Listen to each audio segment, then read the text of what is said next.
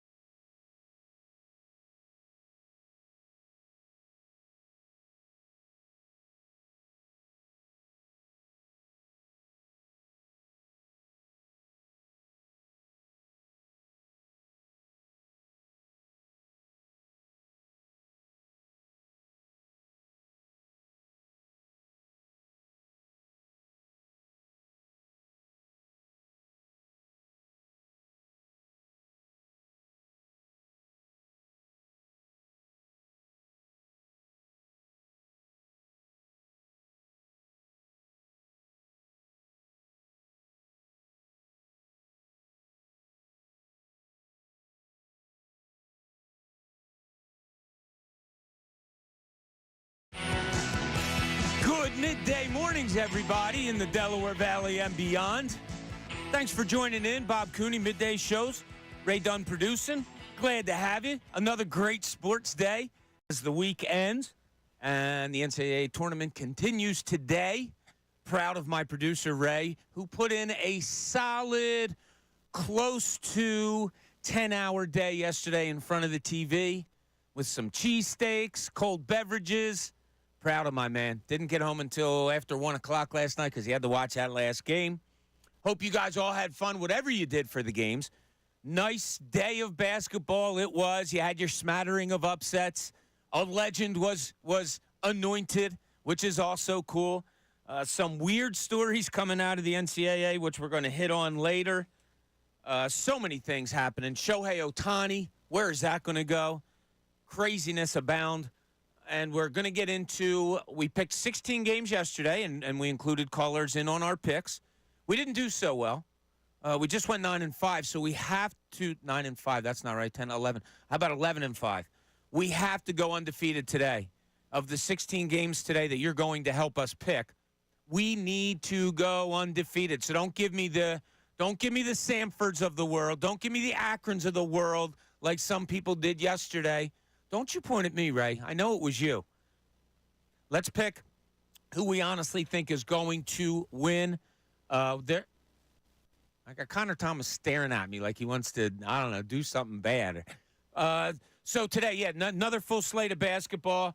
We have tonight your Philadelphia 76ers, as you know, right here on 97.5 The Fanatic.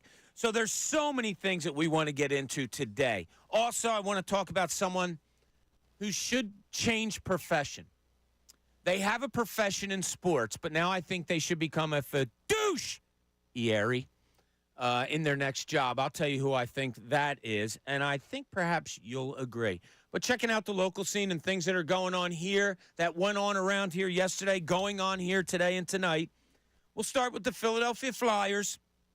Word kind of dribbled out yesterday. It was more of a rumor than anything else when we were getting ready to leave the show that Coach John Tortorella had decided to healthy scratch the captain once again. Sean Couturier, a scratch last night, and the team put in another solid effort. They fought against the Carolina Hurricanes, a very, very good team. And they come out with a 3-2 overtime loss. I'm okay. I don't like to lose. Tortorella doesn't like to lose. Nobody likes to lose. But if you're going to get a point on the road against Carolina when you desperately need it, great. I'm okay. Good job. Way to fight back. I thought it was a solid effort by the team last night. They stay third in the Metropolitan with 79 points. 4 points ahead of your Washington Capitals, who are at 75 points. 6 points ahead of the Islanders, who are at 73. Plus you throw in a wild card and stuff like that. So the Flyers have a tough weekend coming up. They host Boston, 1 o'clock on Saturday. And then Sunday, Carolina back here at 6 p.m. So 2 tough games this weekend back-to-back. I like that it's 1 o'clock and 6 o'clock. You get a little bit extra rest, even though it's a back-to-back. So that's where your Flyers stand right now. We'll get into it a little bit more. You have to think deeper on this. Tortorella didn't speak last night after the game. He had his assistant coaches come out and speak. He has sat the captain for 2 healthy scratches in a row now. Is the Sean Couturier adventure here in Philadelphia? I don't know. Are they pushing him out? Is he going to 1 out? Guy you anointed captain, it's the first. I tell you all the time how intrigued I am with John Tortorella. And this season has been nothing short of spectacular because of what the expectations were and overachieving like the Flyers have. I don't know if this is the first chink in the armor.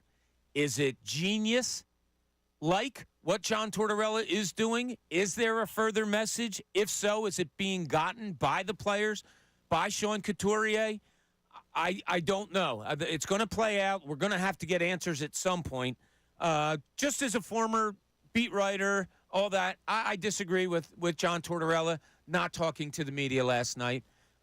You make these decisions. You believe in these decisions. That's fine. You have your reasonings for it. I don't know why you don't want to let the fan base know. And if you are on the up and up with it, not saying that he's not, but if you're comfortable with what you're doing, I don't know what the problem is going behind a microphone and speaking about it. So I'm anxious to see how that plays out. The way he intrigues me is beyond belief, and I have to stay on that level of not going too far one way, not going too far the other way, because I want to try to figure out what John Tortorella is doing with this team, and particularly now with his captain. And is it something that's a stroke of genius? Is it something totally different than that? I think we'll probably get more answers to that in the coming days or weeks, however it may play out. Your 76ers, yesterday I was listening to Tyrone, the best show ever, and he had a little tease going into a break saying that he had good news on Joel Embiid. And I had to go run and pick some stuff up for my family and everything, so I didn't get to hear it. I have a feeling I know what it is. I talked to Tyrone. There's little hints here and there that maybe something good is coming. So we'll see. Also, later in the show today at 1:15, Ramona Shelburne is going to join the show, who has been an insider on this Embiid stuff for a long, long time. So we'll see what she has to say. Also, when it comes to the Phillies, Brad Lidge is going to join us at noon. The last perfect athlete in this city, Brad Lidge, maybe the only perfect one we've ever had. But getting back to the Sixers, Drew Hanlon flew into town a couple days ago. Wheels up, headed to Philly. Personal guy for Joel Embiid. Gets on the floor with him a lot, does the one-on-one training. He's had some Sixers over the years. I've seen him at the practice facility a lot over the years. Looks like, why would he be going to Philly and to the practice court if the team's on the West Coast? There's only one answer there. So maybe perhaps we see a little bit more into Joel Embiid. We'll talk to Ramona about that. 10:30 tonight at the Los Angeles Lakers, right here on 97.5 The Fanatic. I have a pretty interesting stat real quick for you, Ray. How about the Los Angeles Lakers have scored under 100 points exactly twice this season? Just twice, under 100 points. One time was against your Philadelphia 76ers back in November, where the Sixers beat them by like 138-94. Point being, they're a high-scoring team. LeBron James' last 2 games, 40 and 25. Russell's scoring a lot. Of course, Anthony Davis. You have a lot of scorers on that team. Doesn't bode well for a Sixers team that you can't just go out and try to outscore somebody with the way they're currently constructed, with all the injuries they had, with the way the teams are playing defense now on Tyrese Maxey. So we'll get into that also. The Eagles, no news. That's we can talk about, again, the Hassan Reddick stuff, but there's really no news coming out. It's kind of a rest time. You did all the flurry of free agency and all of that, and then you picked up a little, side pieces here and there. The Don't side-eye me. You know what I mean, side pieces, right? Like special guys that look like I they're know what you special, mean. special teamers, Mhm. maybe backup linebackers and stuff like that. Yeah, a little side piece. Get your mind out of the gutter. You were out late last night. Your brain cells aren't working completely. So it's kind of that. So where are you? Is it time for you to rest easy and say, all right, I'm okay.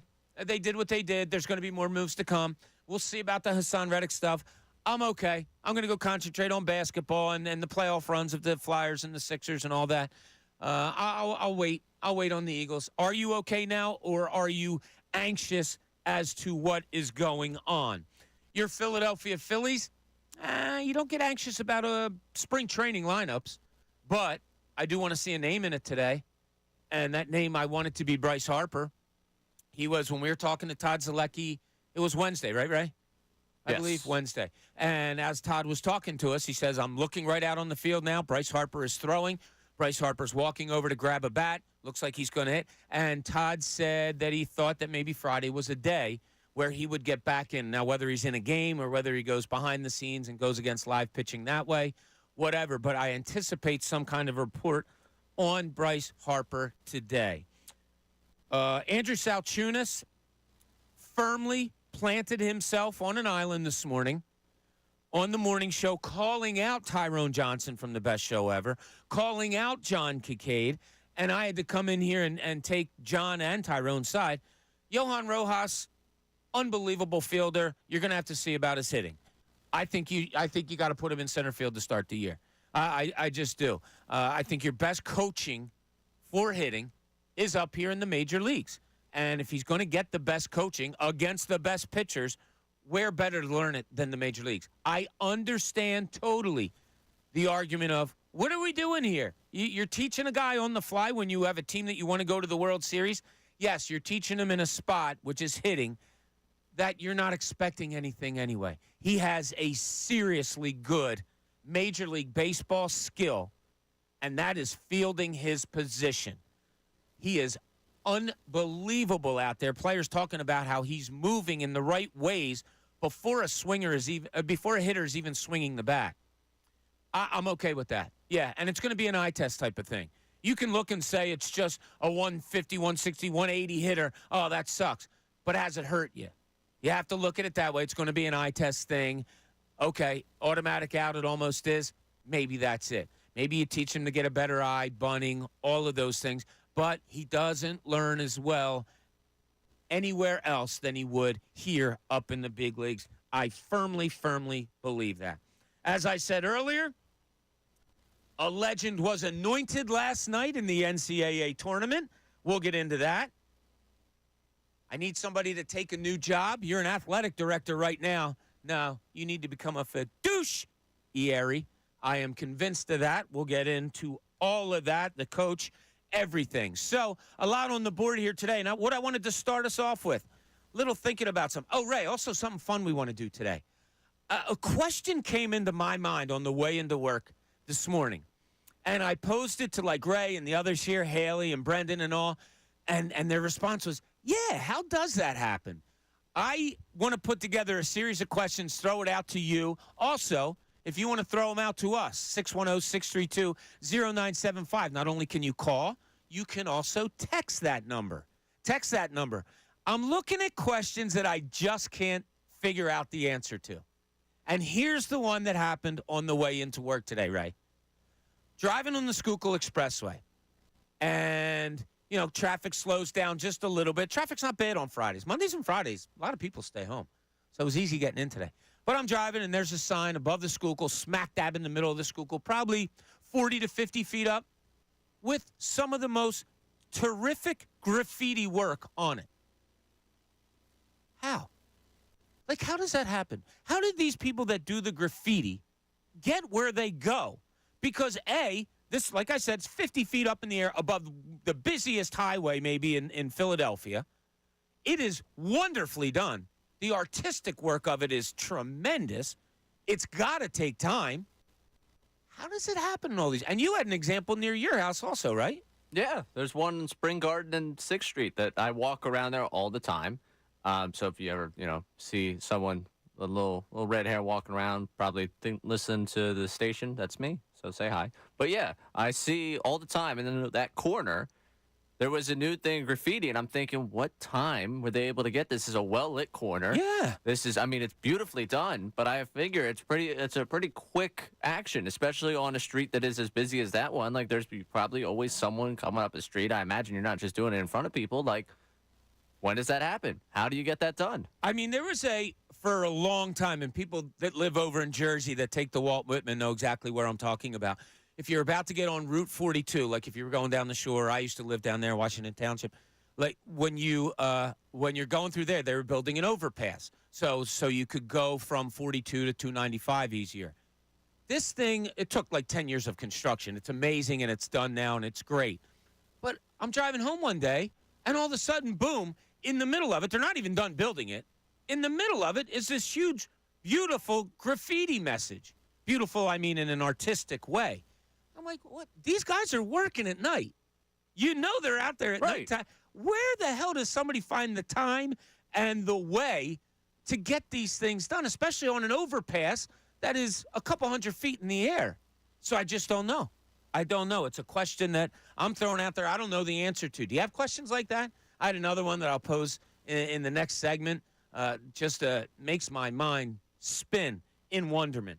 But what I wanted to bring up, talking about Philadelphia's sports scene, you have two teams vying for playoff positions right now in this town. Your Philadelphia 76ers and your Philadelphia Flyers. Who do you feel better about? You have to look at the landscape of both of these teams. Sixers, not good. If you're talking landscape, it's ugly. It needs trim. It needs a cut. You're probably going to have to fertilize, all of that. But when you look into the future, if you do that stuff, you see that there's good weather probably coming. And it's going to make everything look better. And that weather is Joel Embiid. So is that what I'm just holding on. It's okay. They just need to hold on. If Embiid comes back, and there seems to be some positive messages there, everything could be okay. That's your kind of landscape in broadness, Ray, with the Sixers. Now, with the Flyers, it's different. You have, is it fair to label it turmoil? You have some stuff going on for a team that has grossly overachieved this year, that is fighting for a playoff spot, and now you have a head coach, and I'm not saying it's wrong and I'm not saying it's right, who is teaching a lesson during this, who is taking one of your best, at the least better, players out of the lineup for 2 games, although he's healthy, and even though his game is suffering a little bit, taking him out of the lineup. Does it give your team a better chance to win? Do the players look at it as such? Are the players pissed off like, hey, we want to make the playoffs and you're taking away the captain? So the landscape for them is kind of a little murky. Although, as I said 3 weeks ago on the morning show, I have full confidence the Flyers are going to make it to the playoffs. I just do. I think they're in a good spot. I love the way they play. Tough weekend coming up here, back-to-back, Saturday and Sunday. But they're here. Saturday, 1 o'clock against Boston. Sunday, home against Carolina. You're probably going to have to switch goalies. So we're probably going to see Sandstrom. Urson can't play every game. But it's an interesting. So if you look at those two teams vying for a playoff, who do you feel better about? It doesn't have anything to do with your fandom. It really doesn't, because this is how I love to talk sports. You might be a Flyers fan and come on here and go, oh, Flyers are better. And I was like, okay, be honest with yourself. Which one do you view, which organization do you view as being in a better spot right now going forward for a playoff run? Because they are in vastly different positions. So that's what we're going to talk about first, 610-632-0975. You can call in. You can text in. We also are going to go through our NCAA bracket today. So when I get you on the phone, if you want a game, let me know. I'll give one to you. You can pick it. We didn't do very well yesterday. Don't like the 11-5 record. So I'm looking for at least 15-1 today, maybe a 16-0 day. Raymond, as your byline says on our website, where you put out the odds for our knockout for Wednesday night. How was your Thursday of basketball viewing? good day in general? If you had to grade it, what would it be? An A+. A+, I love it. It was the chaos, and it was exactly what I described to you. Because not only did I haven't checked, I think I had Kentucky going a decent way, so, like, that was hilarious, and I think it was Anthony M. Schmall on Twitter. Really? 150 points? I'm sorry. I made a joke yesterday. Kentucky was going to score 150 points. They only scored 76. They Well, did the kid lose fast. Shepard, like their best player, didn't get any shots up. Yeah. He had like 6 shots, don't and he know got what his to- first field goal late in the game. I don't know what was going on there. I don't know what to tell you there. I was wrong. That's on me. I was making a joke.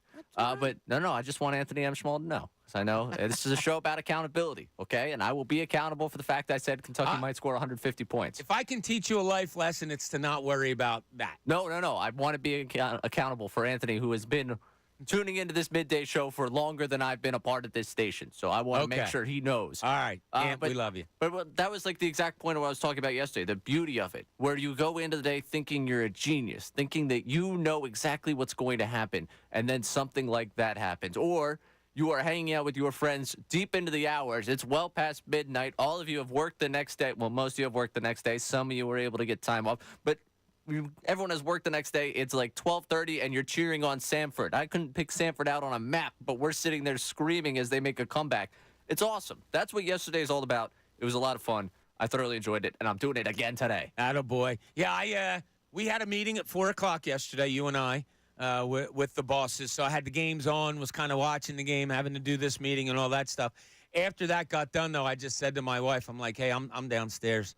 I'm going to be switching around. I'm going to drive you nuts. So do you have something good that you're watching? She goes, yeah, I have my shows. It's all cool.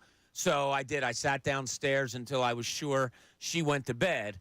And then I moved it. Did I build a fire last night? I did. I built a fire last night. Oh, so very nice. Yeah, I was sitting in front of the fire. Maybe had a cold one. Watched all the games with such interest. But mainly my watch was the Flyers. Had that on for the most part. But it's great with this YouTube TV that I got. And we're going to have to get YouTube as a client, I guess. They have the quad box. Is that right? Quad box. I'll call it quad box. Yeah, no, that's right. I think Phenomenal. That's right. Absolutely phenomenal. And I don't have the brain type for it, Ray. I really don't. I don't know about you guys out there.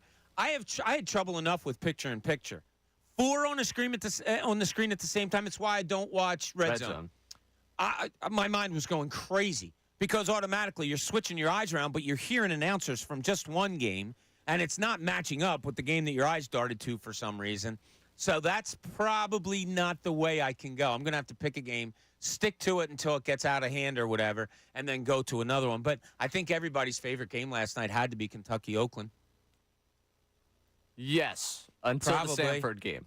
Until the same. Now, I didn't watch. I'll admit, I watched half of North Carolina State that came on at like 10, I think North Carolina State was. I watched the first half of that game, and then I called it a night then. But great day yesterday. Amazing. Today's going to be another great day. I'm so happy that you had an A-plus day, and you're going to do it all over again. That's the plan. That's me. That's exactly. I don't change. If I find something I like, I stay to it. I don't change. And it's weird. I probably should, but I don't. But maybe today will be different because, I don't know. I got to get out. I got to get out and about and watch some games. Yeah, you Can't should. just sit in the house. So my wife's got to work until later this afternoon. Oh. Might have to leave here and, maybe with you. Maybe. You never know. So what we have on the board now, who has the better outlook for going for their playoff spot? Both the Flyers and Sixers are assured of nothing right now. Who do you feel like has the better outlook for a playoff run? The Sixers with somebody coming back. The Flyers, where it appears there's some turmoil, but maybe it's working for the team. Which one of them? And give us your thought on both of them. So we'll get to that. Don't forget, 12 o'clock, we have Brad Lidge, former Phillies reliever of the 2008 World Series winning team. He'll join us at noon. At 1:15, Ramona Shelburne, who has been all over the Joel Embiid situation. Much like I had a trivia question for Todd Zalecki about he and I covering a game together the night he was named the Phillies beat writer. Ramona and I covered some things together. I want to see if she remembers that. I can almost guarantee she won't, but I'm going to ask her anyway. This is Middays with Bob Cooney, 97.5 The Fanatic.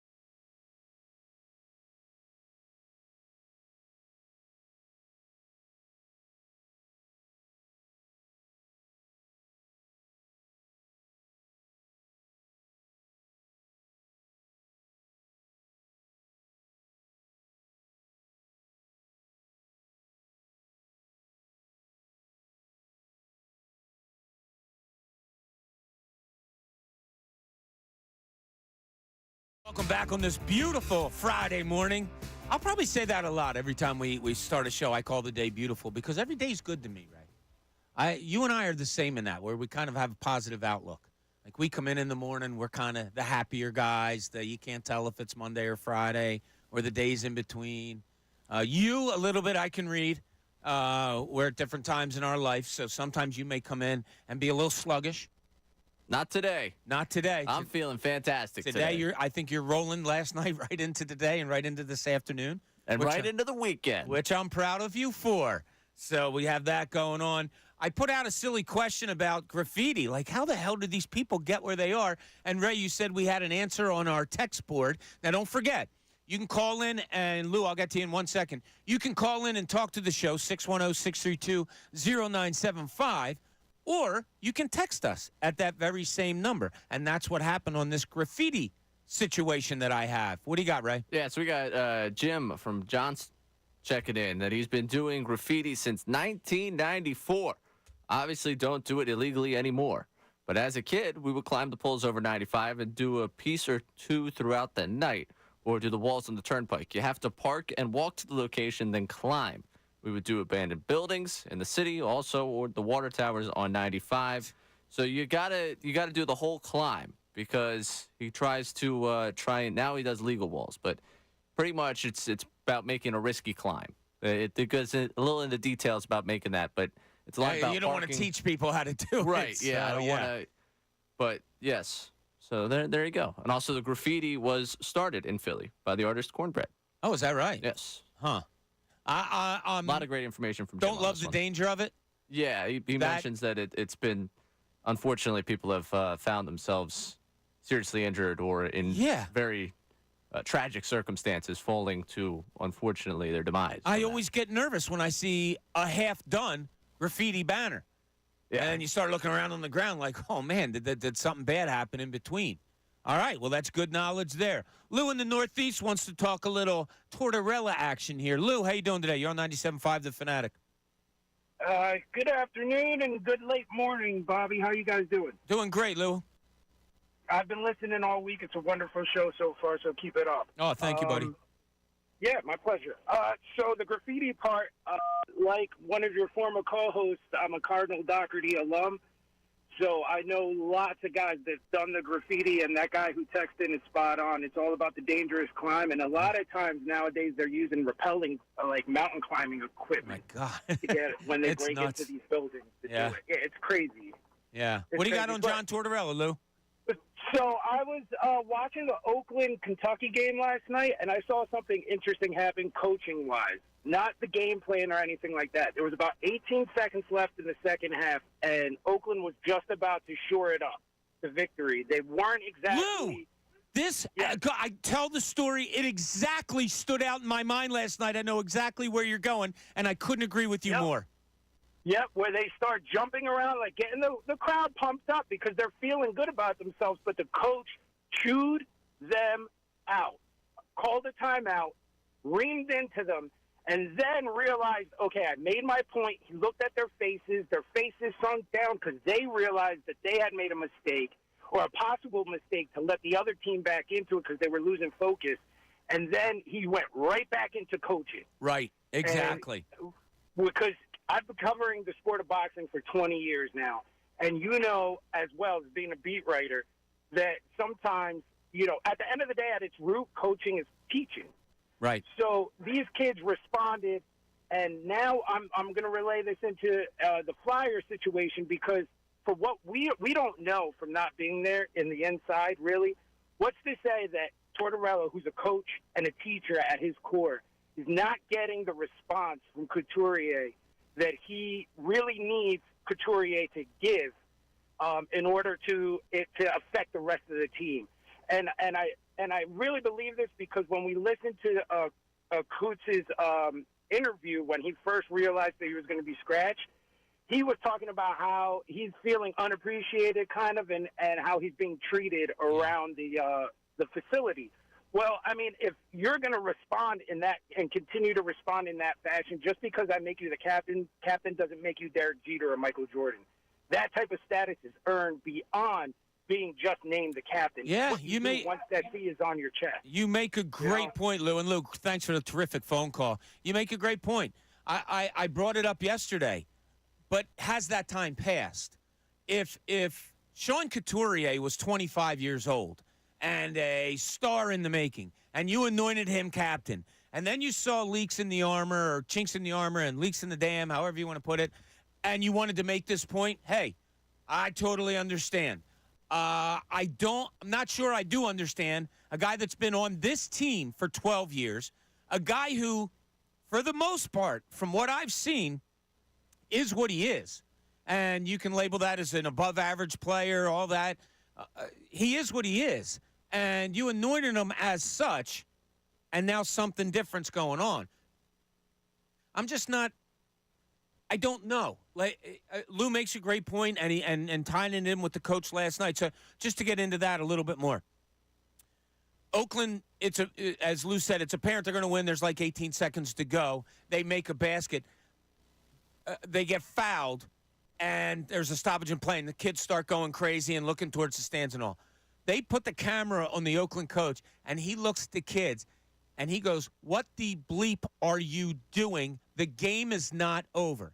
Now, in the kid's defense, the guy that made the foul for Kentucky, it was his fifth. So there's going to be a stoppage. No matter what, whether these kids are not knew it in their heads and they thought, okay, stoppage of play, I can celebrate a little bit before we get back. He was having none of it. He called the players over, and Lou hit it right on the head. And I'm telling you, Ray, it stuck out to me last night. Like, I appreciate that. And you know what was cool? The kid that was celebrating the most, the kid that he looked at and said, "What the bleep are you doing?" came over to the side and put his arm around the coach and whispered in his ear either, "I messed up," or "The kid fouled out. We knew we had a couple seconds. It's okay. We're still in the game." And you see the coach calm down, and then, boom, into teaching. I think that's a great call by Lou. Can you kind of balance those two things out? Now, this is a guy that's been coaching for 40 years, much like John Tortorella. But this is a guy that's dealing with 18, 19, 20-year-olds. If the lessons are kind of the same between this coach and John Tortorella, you're certainly not doing it to the same type of players. In a guy, the Couturier, who's been here for 12 years. 12 years he's been here. You going to change a 31-year-old? And the reception isn't exactly the ssame. Like, I can't imagine, 31-year-old Couturier taking that the same way that, the college kid does. Sure. Like, I think it's just a different balance of power. I think a lot of the reason why we talk about college coaches, can they succeed at the pro level? Or, pro coaches going down, and what do you make of them at the college level? Like, it's a unique style of coaching for both sides. You can't, it's not a one-size-fits-all with that and that type of situation. And that's also, the Oakland coach is doing that in a moment where the team is playing as well as it has. They're having their moment right now. He's regaining their focus right there. Couturier has played bad hockey for about a month. They're both at two different levels. Yes. So I appreciate the comparison in terms of the style of coaching, but I think the way it's received is in very, very different contexts. So I can't see it being necessarily something that, towards, take from that. I honestly was celebrating right along with the Oakland kids, so I'll tell you, I missed that moment because I was probably doing the exact thing the coach was trying to avoid them because I lost myself in the Oakland moment last night. That was awesome. I understand, and that's another thing that you'll learn about me, Ray. I am fascinated, absolutely fascinated with the way people watch games. So you're probably majority. You watch it, you're like, yeah, this is great. You're looking at the kids. Right away, I'm thinking like, yeah, you shouldn't be celebrating. And I see that coach. It's probably an age difference, a different way we just look at games. Maybe there was somebody your age that looked at the coach and said, that's cool what he did. I am absolutely fascinated at how people see games differently. And like I said before, I wanted to write a book on it. But a star was born last night. A legend was made last night. And we're talking about Oakland star Jack Gohlke. I can't imagine you heard his name before last night, did you, Ray? No. No, I don't think many people out there did. Let me just give you a little of what he was about and what he has become. So last night, he hits 10 three-pointers against Kentucky in a huge upset. I love that they showed the Oakland locker room after the game, and the kids were all just sitting there. All right. When do we practice again? What do we got next? Like, this coach has them under his thumb. It is awesome. But Gohlke, zero-star recruit with no Division I offers coming out of high school. He played at Division II Hillside College for 5 seasons, doing Uber and DoorDash on the side. He entered the transfer portal before this season, but received only one Division I offer, and that was from Oakland. He took it, and in his first season at the D1 level, led Oakland to the Horizon League Championship, into the NCAA tournament, had 10 three-pointers last night. The tournament record is 11. I think only they flashed it up. Maybe 4 guys have hit 10 or more. Overnight legend. And, Ray, if you listened to the morning show before when you were doing your midday gig, I've made it known to everyone that my favorite college basketball player to watch is Caitlin Clark. And it was must-see basketball. I brought it up in the middle of her, not last season, the season before, and was telling everybody on the airwaves about it. This kid now, I don't know how long Oakland's going to last. I don't even know who they have next. But this kid is must-see TV. And a buddy of mine called me this morning. We were talking about it. He said something like the kid hit 200 three-pointers and had only – now, I don't know if it's right. I thought I heard it on there, too. He had 6 two-pointers I think it was 8 two-pointers this year. 8 two-pointers? Yeah, 8 two-pointers this year and had 10 threes last night. Like, he is – You think he's a specialist? Yes. And the definition of, like, you know, if you're going to beat one of these giants, it's the efficiency. If you are going to beat the athleticism of a team like that, it's the efficiency. It's beating them in the quote-unquote new age of basketball. And that's what he did. You know, 32 points on 10 threes and a pair of free throws. That's, well, 2 or 3 from the free throw line in that one. But that's really how you do it. It was incredible to watch. It really was. Every time the ball left his hand, the entire room is standing up. Like, oh, here he goes again. And he didn't have his legs set on some, or his legs were totally messed up, and he was just back. He missed one. They got the rebound. It was kind of a time where you're thinking, okay, do you want to take some clock off? But before I could get that whole thought through my mind, he got the ball back and threw it up again. And bang, nailed it. This kid is fun to watch. You have to check him out. I'll see what time they play tomorrow. Oakland, you got to check out Jack Gohlke if you didn't see him last night, because it's a story. All right, when we get back, I want you to chime in with me about this. Who do you feel better about in their march towards the playoffs? Is it the Flyers with everything going on with them, but pretty good play going on also? Is it the Sixers where play hasn't been all that great, but there might be some sunshine at the end of the road? This is Midday Show's Bob Cooney, 97.5 The Fanatic.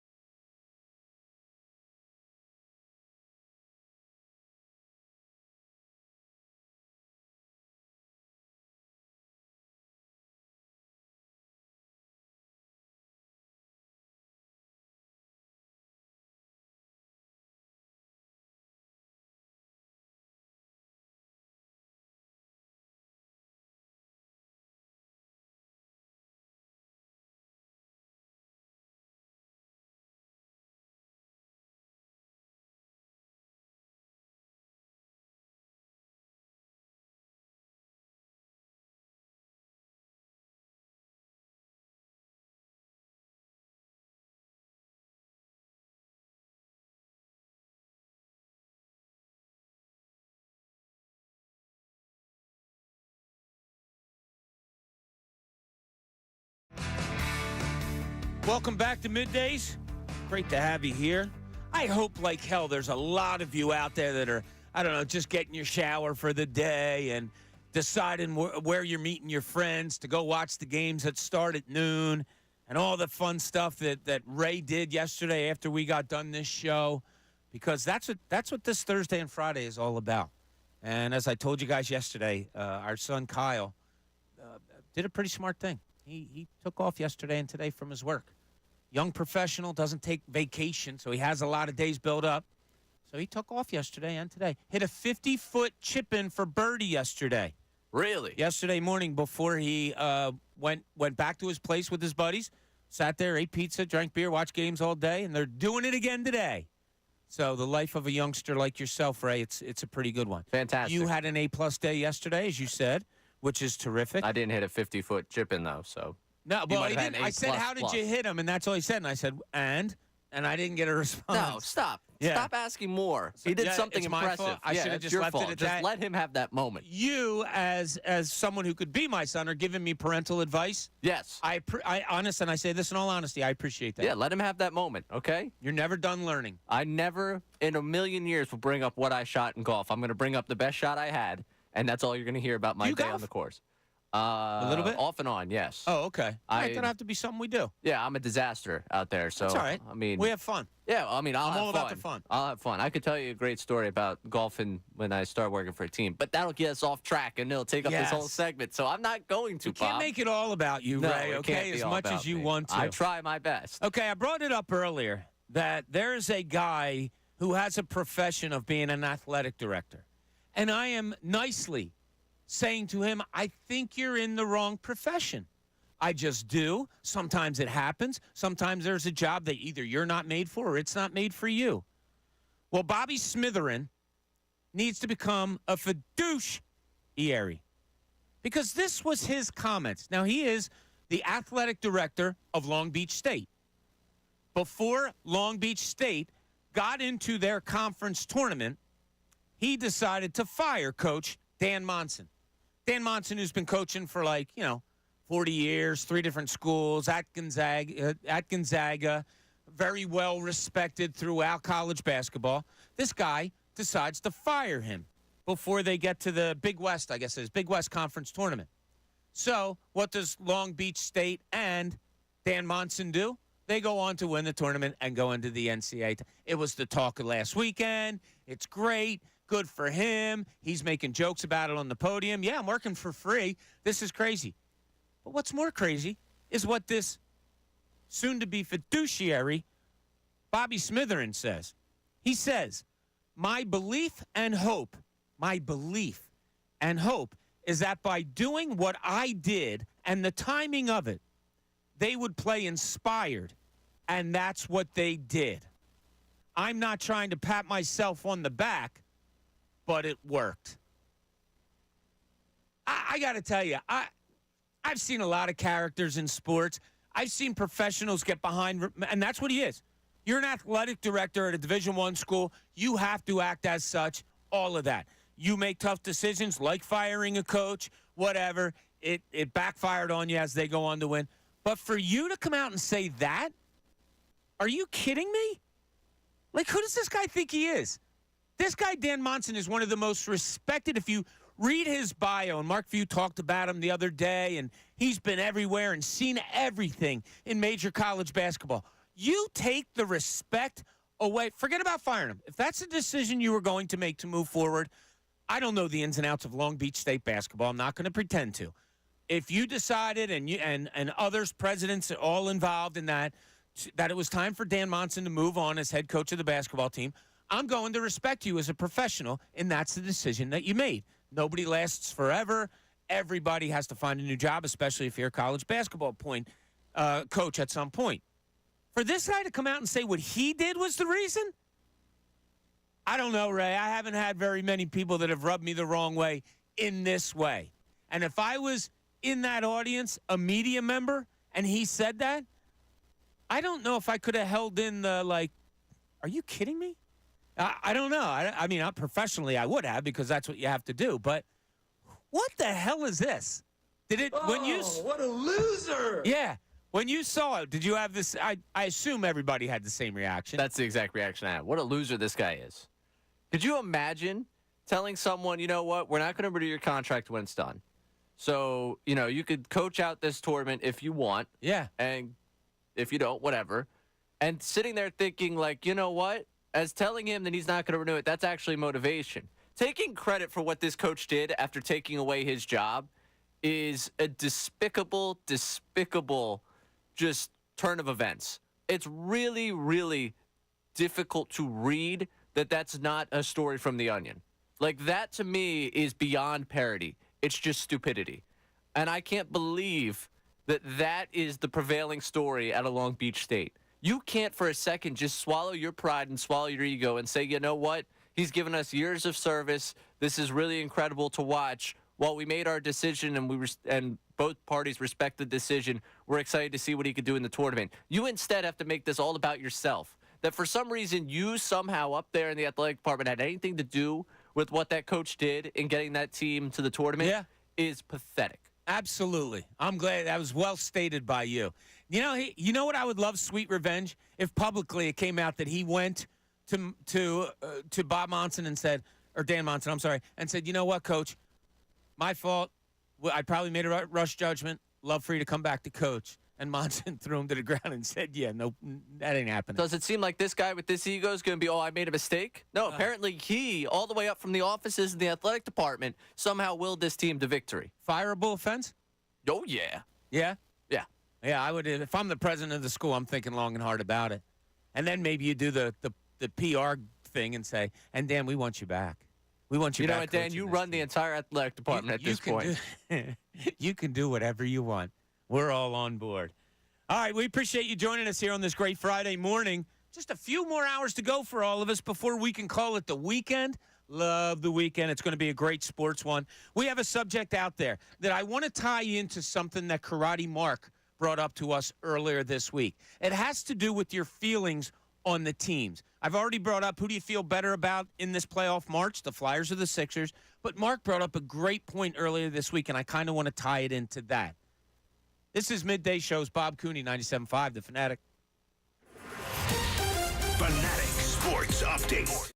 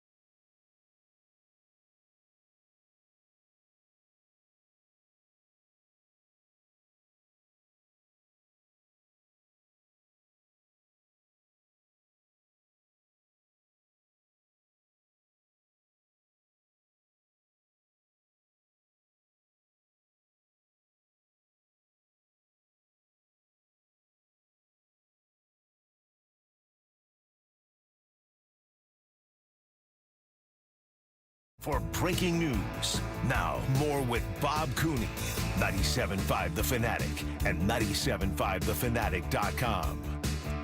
That 10 o'clock hour that Ray and I just did, it was brought to you by Window Nation. Take advantage of Window Nation's 50% off sale on all style windows. Plus, make no down payment with no payments and no interest for 12 full months. Call 866-90-NATION or visit windownation.com. I told you the story earlier this week, Ray, about my good friend Glenn, my best friend since we've been like 5 years old. And the fact that I was out when the recent windstorm kind of came and it blew down a panel of my fence. So I'm out there fixing it. And I said to my wife, like, we got to just get a new fence. Like, we have to. Glenn has a shore house that we had promised to rent in July. But being now as we need a new fence and all that, and our kids aren't in the right spot, as it turns out, to come on vacation with us. So I had to call him and say, look, sorry, I'm going to have to pull out. And I told you his response wasn't the best, kind of put tears in my eyes. Right, yeah. Glenn and I were fighting there for a little while. Yeah, and I stood there, and I was outside doing some work, and I just had this well of emotion come over me, and I was upset. And I can't believe he's going to, like, 50 years of friendship are going to go by the wayside because I had to pull out months in advance of renting his house. And I told him, I hope you can find somebody, blah, blah, blah, blah.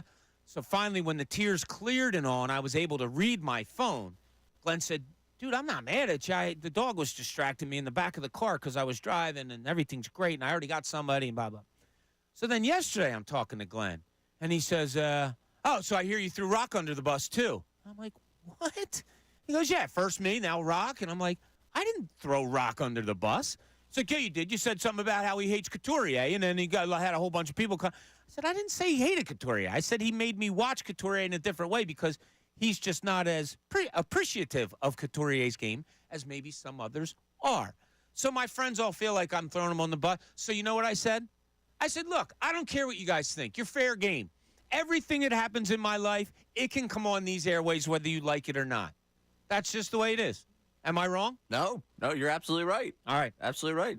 I love you know so how what are you much opening up in the book today? You know how much I love my friends. I am so lucky to have so many people in my life, and these guys that I have been friends with, Glenn since 5, Rock and Duke, like we all played grammar school basketball against each other and with each other and have been friends since then. So like it's special, but yeah. This show seems to be tempting, the friendship of that. Seems to be see, here's the thing. When they do a little bit of problem. No, when they do great things, I will also talk about that. But if there's some stuff that, needs to be talked about, it needs to be talked. I told my family that. I told my mother-in-law. I said, look, you're all fair game. Wow. Something comes up, and in a good way. Yeah, absolutely. In a good way also. All right, so but this guy. Usually, when people come up, we're usually talking. Not down to them, but, kind of the more controversial stuff is not necessarily the, good stuff. Right, you throw a happy birthday shout out in there every once in a while. Congrats on your success in your job and stuff like that. But usually if you're stirring the controversial pot here, it's going to be something that's a little hard hitting. All right, I'll give you a great one then. Okay? So I have a buddy who lives in the Spring Garden area. Okay? Oh. I know somebody that wants to move to that area, someone around your age. Nice. So I text him. I go, hey, John, do you know of any places around by you? His name's John Martino. He's good friends with Bill Colarulo. Nice. I said, any places around you? Like, is there some for, is there a lot of places just general? He goes, hey, I'm walking to the gym. I'll let you know. 19 pictures of different places for rent in like a 3-mile radius of his house. He went walking. Wow. Just to do this for me and for the person that I was looking for. Like, that's phenomenal. That's so nice. And that's, that's what all of our friendships of all the people, that's what it's about. So there's a shout out on the good end. There you go. Okay? That's good. See, that's like something you would do. I could see you doing that for a friend of yours. Oh, yeah, absolutely. Yeah, I love playing, realtor with that. Like, oh, yeah, I got this. I see that. When did realtors become realtors? Probably before I started saying the word. Because I've only been realtor. They used to be realtors. Now it's realtors. Like they stepped up in the world? Have you ever been to a realtor party? No. Yeah. The realtors are fun people. I imagine they are, but when did they get so snotty that they know had the to best put a place little to have stank it. on their name? Yeah, like, realtor. What did you do yesterday while you were watching games? Did you play some bets? No. Did not place any bets. Okay, some of your friends probably placed there was some bets placed around me, yes. Right, so they're bettors. Or are they Bettors. bettors? They're bettors. No, I disagree. Bettors. All right. The kid Jack Gohlke that we were talking about from Oakland, I just looked up his stats. This is pretty cool. 135 field goals made on 355 attempts. Of the 135 field goals he made, 131 were three-pointers. Of the 355 shots he took, 347 were three-pointers. The dude took 8 shots inside the line. You know where your bread is buttered, man. That's amazing. Fire away. And he only shot 47 for 60 from the foul line. Is that good? 47, 60. Over 75, right? That's, Around right around 80-ish? 80. Yeah. Okay. 50 for 60 would be 83%, so you're sitting there somewhere close to 80. Yeah, somewhere close Not to bad. 80. That's one of the craziest numbers I've ever seen. Yeah, it's wild. That is absolutely How many of those 60 free throws were attempted off of a three, where he got fouled taking a three? could have been.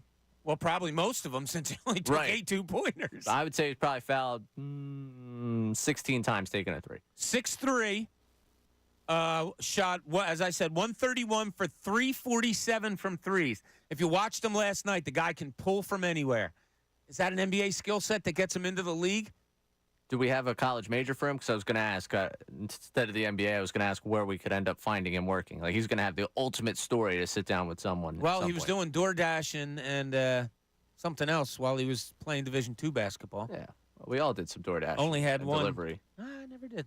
I never did any kind of delivery. Well, I'm not surprised necessarily that you didn't do DoorDash. Not DoorDash, but like deliver food from a restaurant. I didn't do Really? that. I was 5-star pizza delivery guy. No, when we were growing up, it was working at gas stations. We did a lot. Yeah. And then I got held up one time with a gun. Oh, wow. Yeah. Yeah. Interesting so story. Here's how close my friends are. So we all work there. Me, Rock, D, Duke, and Glenn all worked at the same gas station. I got held up with a gun, and the guy fired me. He thought that I stole the money. Even though the cops came, we found a kid dumped his jacket, all that stuff. The guy fired me. Those guys all quit. Nice. Yeah. So the guy that owned the gas station was working like 24 hours for a week straight or whatever. Yeah, well. Yeah. See, I just believe your workers. That's what friends are for. So I brought up at the beginning of the show something I wanted to talk about. Who do you feel better about moving forward as far as a playoff run goes? Because both the Flyers and the Sixers are in kind of murky waters here. Sixers, maybe a play-in tournament because Joel Embiid isn't playing. They're not playing great basketball. You had Tyrese Maxey go for just 6 points the other night. Then you look at the Flyers, where they're playing decent hockey. Good point last night against Carolina. Good win against Toronto the other night. Have real tough games coming up at home this weekend against Boston and Carolina again. They look like they have to win games in order to hold on to that playoff spot, probably 2 years ahead of when we thought they would be at this point. And now the head coach is sitting the captain of the team for whatever reason he may not want to tell us, or because of bad play. Maybe there's more things there. Who do you feel better about? Because earlier this week, it really interested me when, I think it was our first show, Karate Mark, friend of the show, called in, and keep up on your workout there, Mark, called into the show and said, and he's a season ticket holder, he said, Bob, I got to tell you, and he's a very thoughtful man. Like, he really is a thoughtful man. And he said, I love this Sixers team. And I'm like, what? He's like, I love it. It's not about wins and losses. If you watch the team, and he sits near the bench and all that, he's down by the floor before games. He said, they like each other. They're having fun. Yeah, they can't win every game right now because Embiid's not there. He said, but they're such a likable team. So you look at the Flyers, you look at the Sixers in the march that they're on towards the playoff. I call it kind of a murky march because of all the intangibles surrounding them. Are they still likable to you too? And do you like one team better than the other as far as this playoff march goes? Murky playoff march, I'll call it. So check it out, 610-632-0975. I would love to hear from you. Love talking sports. Love talking about things like this. Or if you want to send in a text, same number, 610-632-0975. Also, I put out strange questions that just bother you. Now, Josh came in during the break, and he's like, Bob, I had the fortune of traveling to Europe this summer. I said, oh, congratulations on your success. He said, yeah, I went all around different countries, all that. He goes, every time we got on a train, it went underwater. Who builds those tracks? And he, like, I just want to know. Now, I kind of had an answer for him. I do have a friend whose brother is an underwater welder. So there is that. But what? Go ahead. You want to? That's exactly what I had. Are you serious? That's the same question I had. I was thinking about the underground tunnels down in like Maryland or wherever where they go. I think is it 95? I don't know if it's 95. It's one of the connecting to go to 495. Yeah, I think. Yes, it's whatever. I've driven through them a million times. I worked somewhere in North Carolina, so I drove through them a number of times. Been to the Outer Banks a couple times before, and I've always wondered when you posed this question. I was thinking about life's mysteries that I've never been able to solve, and the fact that we went underwater so many times in those tunnels. I have no idea how they do that. Lincoln Tunnel. Do they build like dams to hold the water back while you're doing it? I don't get it. I don't know. Do you get nervous in underwater tunnels? Absolutely. Oh, I get you do? nervous. I'm anxious about most things, Bob. So Are you you? put me underwater in a car, forget it. I mean, that's just a disaster waiting to happen for me. My wife can't stand that either. And what I'll do is I'll be a jerk. I'll show her the phone like, oh, look at the GPS. It shows that we're underwater. Oh, And stop. she's That's like, awful. Yeah. That's she awful. You ever get doesn't stuck in appreciate traffic in one of those? There was an accident. One time I was coming back covering the Sixers-Washington Wizards game, and there was traffic. There was an accident in the tunnel at like 10:30, 11 o'clock at night. Now, fortunately, I was sleeping at my sister and brother-in-law's house who live right outside of Baltimore, so I didn't have much further to go. And they got it to one lane, and we did get through. But I could see somebody getting really anxious in that. Yeah. I don't like it. Those things happen. All right, so those things shouldn't happen. They shouldn't. So with our new text line, Ray, you said we had some interesting questions or observations on there. What do you got for us? Yeah, Joey from Downingtown's wondering, why do they sell hot dogs in packs of 10, but they sell the rolls in packs of 8? So that's a great one. And it was also a scene in a movie that was before your time called Father of the Bride. Steve Martin. Yeah, no, that's bad on my part. No, it's not. Yeah, so he goes into a store. Well, maybe he might not have seen Father of the Bride, so maybe not. But he's all anxious about his daughter getting married, and he's basically flipping out. And he goes into a store, and he goes to buy hot dogs, and then he gets the buns, and he starts taking the buns out. And they're like, what the hell are you doing? He goes, I am not paying for the superfluous buns. Why do you have an 8-pack of hot dogs and a 12-pack of buns? So, yeah, that could come from there. But that's a good question. Not bad. Yeah. We have two questions that aren't the wonderings of questions, but questions for you. Okay. One more about you personally, and the other one about the birds. Oh, all right. So I'm going to start with the personal one. We're going to get real deep and personal with you. Wow. When Bob says he wakes up to a song every day, does he have a song that repeats a lot or an artist that repeats more? Artist that repeats more probably is. Now, people know I'm a Springsteen fan. Like it or not, I just am. I'm not going to apologize. I just am. I'm not going to try to force them on you. Isn't that or controversial like that. to be a Springsteen fan? I get so much. Yeah. Well, on the morning show when it would come up, we would get a lot of, oh, God, here we go again. Okay. You might like somebody I don't like, but I'm not going to down you for it. I don't care. So, Springsteen maybe, but it's mostly just music from the 80s and 90s. So... And I'm not kidding you. It can be random as hell. This week, Turn Around Bright Eyes was in my I woke up to Turn Around Bright Eyes from, I don't even remember the singer. I don't even know the last time I heard that song. I don't know why. There's one. There's a crazy question for you. Why do I wake up with a random song in my I've been mind asking that question all week. that I haven't heard in I don't know how long? Yeah. So then when I have a song in my mind that I can't stand, like when I was growing up, there was a song, You Can Ring My Bell. Yep. And I remember being on the beach as a teenager and be like, oh, my God, I hate this song. And the girls would be dancing like they love that song. Hated it. If I wake up with that song in my mind, and it has happened, I have to immediately, when I get into the shower, turn on a song, hit my playlist that's going to get that song out of my mind. But So wild. You wake up with, thoughts and stuff. I do. I wake up with a song, and I told you, my feet don't hit the floor until I put that good thought in my head, and then I get on the floor, and I'm happy. I don't think my brain actually puts together a coherent thought until at least noon. No? Yeah. I wake up wide awake. I think it drives my wife now. I wake up wide awake. No. Like she'll get up to get out of bed, say, on a weekend, and she might look at me, and I'm sitting there with my eyes wide open. Yo, what's going on? And she's like, just walks away. Yeah, that's more. I'm more the night owl, so I'm bothersome in the opposite way. I'm a At least night I've been owl told. and a morning person. I've never slept. I've slept 4 to 6 hours my whole life. You and Ricky both. Yeah, Ricky is like that. You're Ricky right. says that he doesn't sleep either. I don't know how you guys function on 4 to 6 hours of sleep. Because I like life.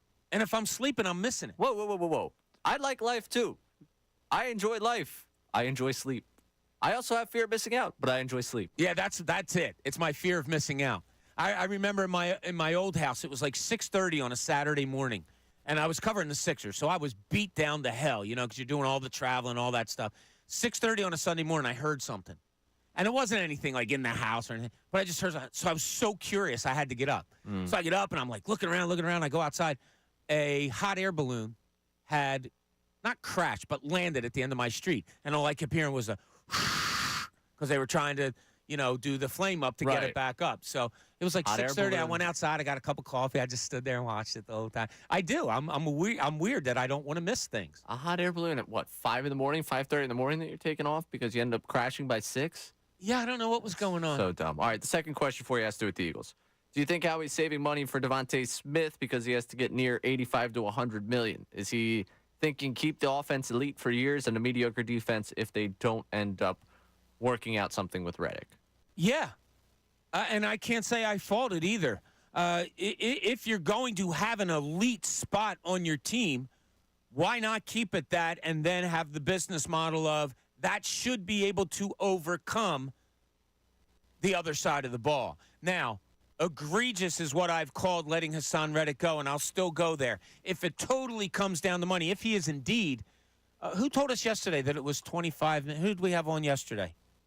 That I said, Bill Colarulo. I asked him, I said, do you know what that number is? And Bill said, yeah, it's like 25 million. And I was like, I'm not sure about that. So if signing Reddick prevents you from keeping Devontae Smith, prevents you from keeping that offense elite, well, then, yes, I'd have to side there. But my point was, when does money ever become a problem with Howie? I've never, ever heard like, we're going to let him go in order to do this because we couldn't do that if we did that. I've never heard that with Howie. He always seems to make it work somehow. That's why I found it hard to believe that he couldn't work something out on all this. But I could be wrong. It could be totally the money thing going to Devontae Smith, that you're going to pay these guys in the future, that you're looking maybe at an A.J. Brown, something like that, some offensive linemen, although you're pretty short up there. But if you go young, I don't know how much into the future Howie's looking, but I'm sure he is, and maybe that does have an effect on Hassan Reddick. All right, when we get back, so much more to talk about. We have a bracket to fill out. We got to do 16 more games, Ray. So we'll take a look into that. What you liked about yesterday's NCAA action. Phillies today, if they come out with a lineup, is Bryce Harper in it? Because he's missed some time with the back issue. Todd Zalecki told us that today could be the day where he comes back, or maybe he's behind the scenes taking live practice there. We'll talk about all that and more when you come back. Middays, Bob Cooney, 97.5, The Fanatic. Fanatic Sports Update.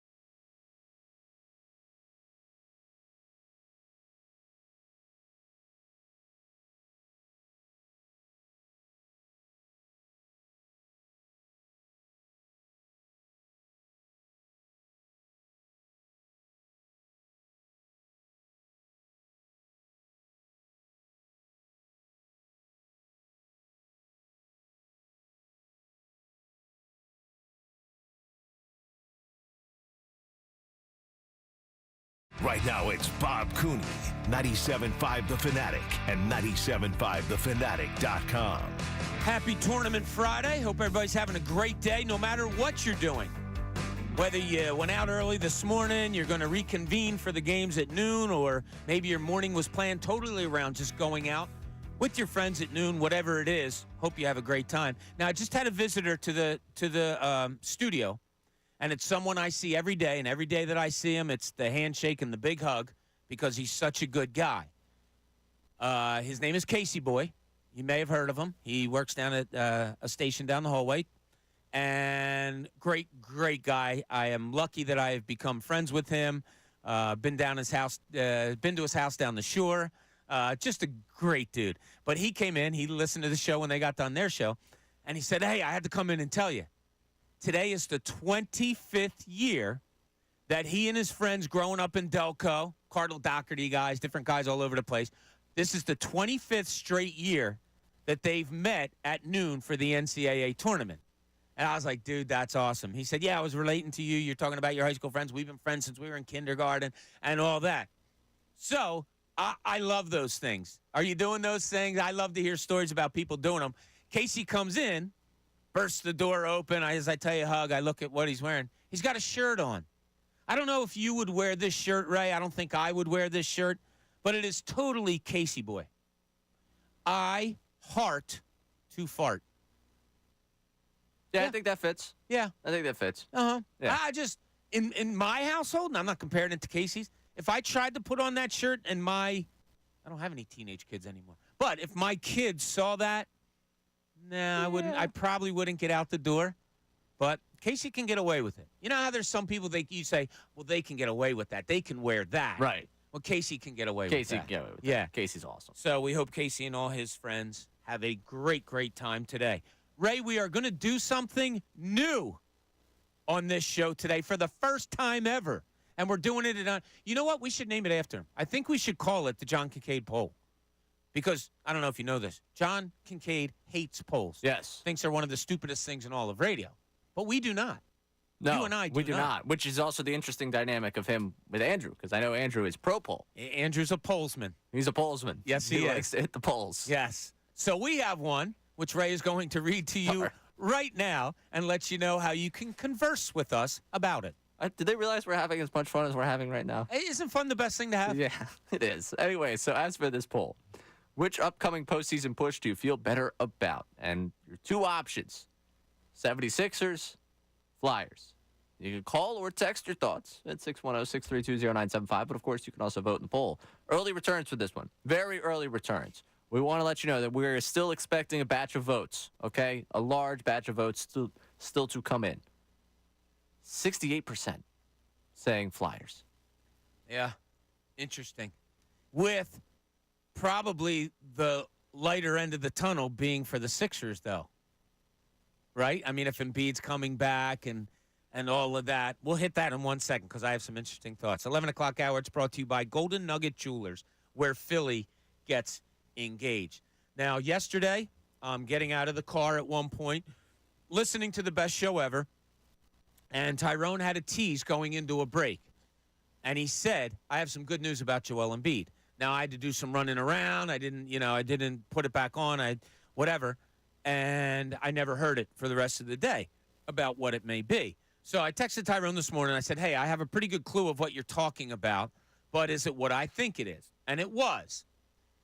And it is this, that Drew Hanlon, personal trainer, basketball guru in training, who's had numerous players throughout the league under his tutelage, many Sixers through the years under his tutelage, put out a tweet the other day that said, wheels up to Philly. It just so happened to coincide that the Sixers had wheels up going to the West Coast.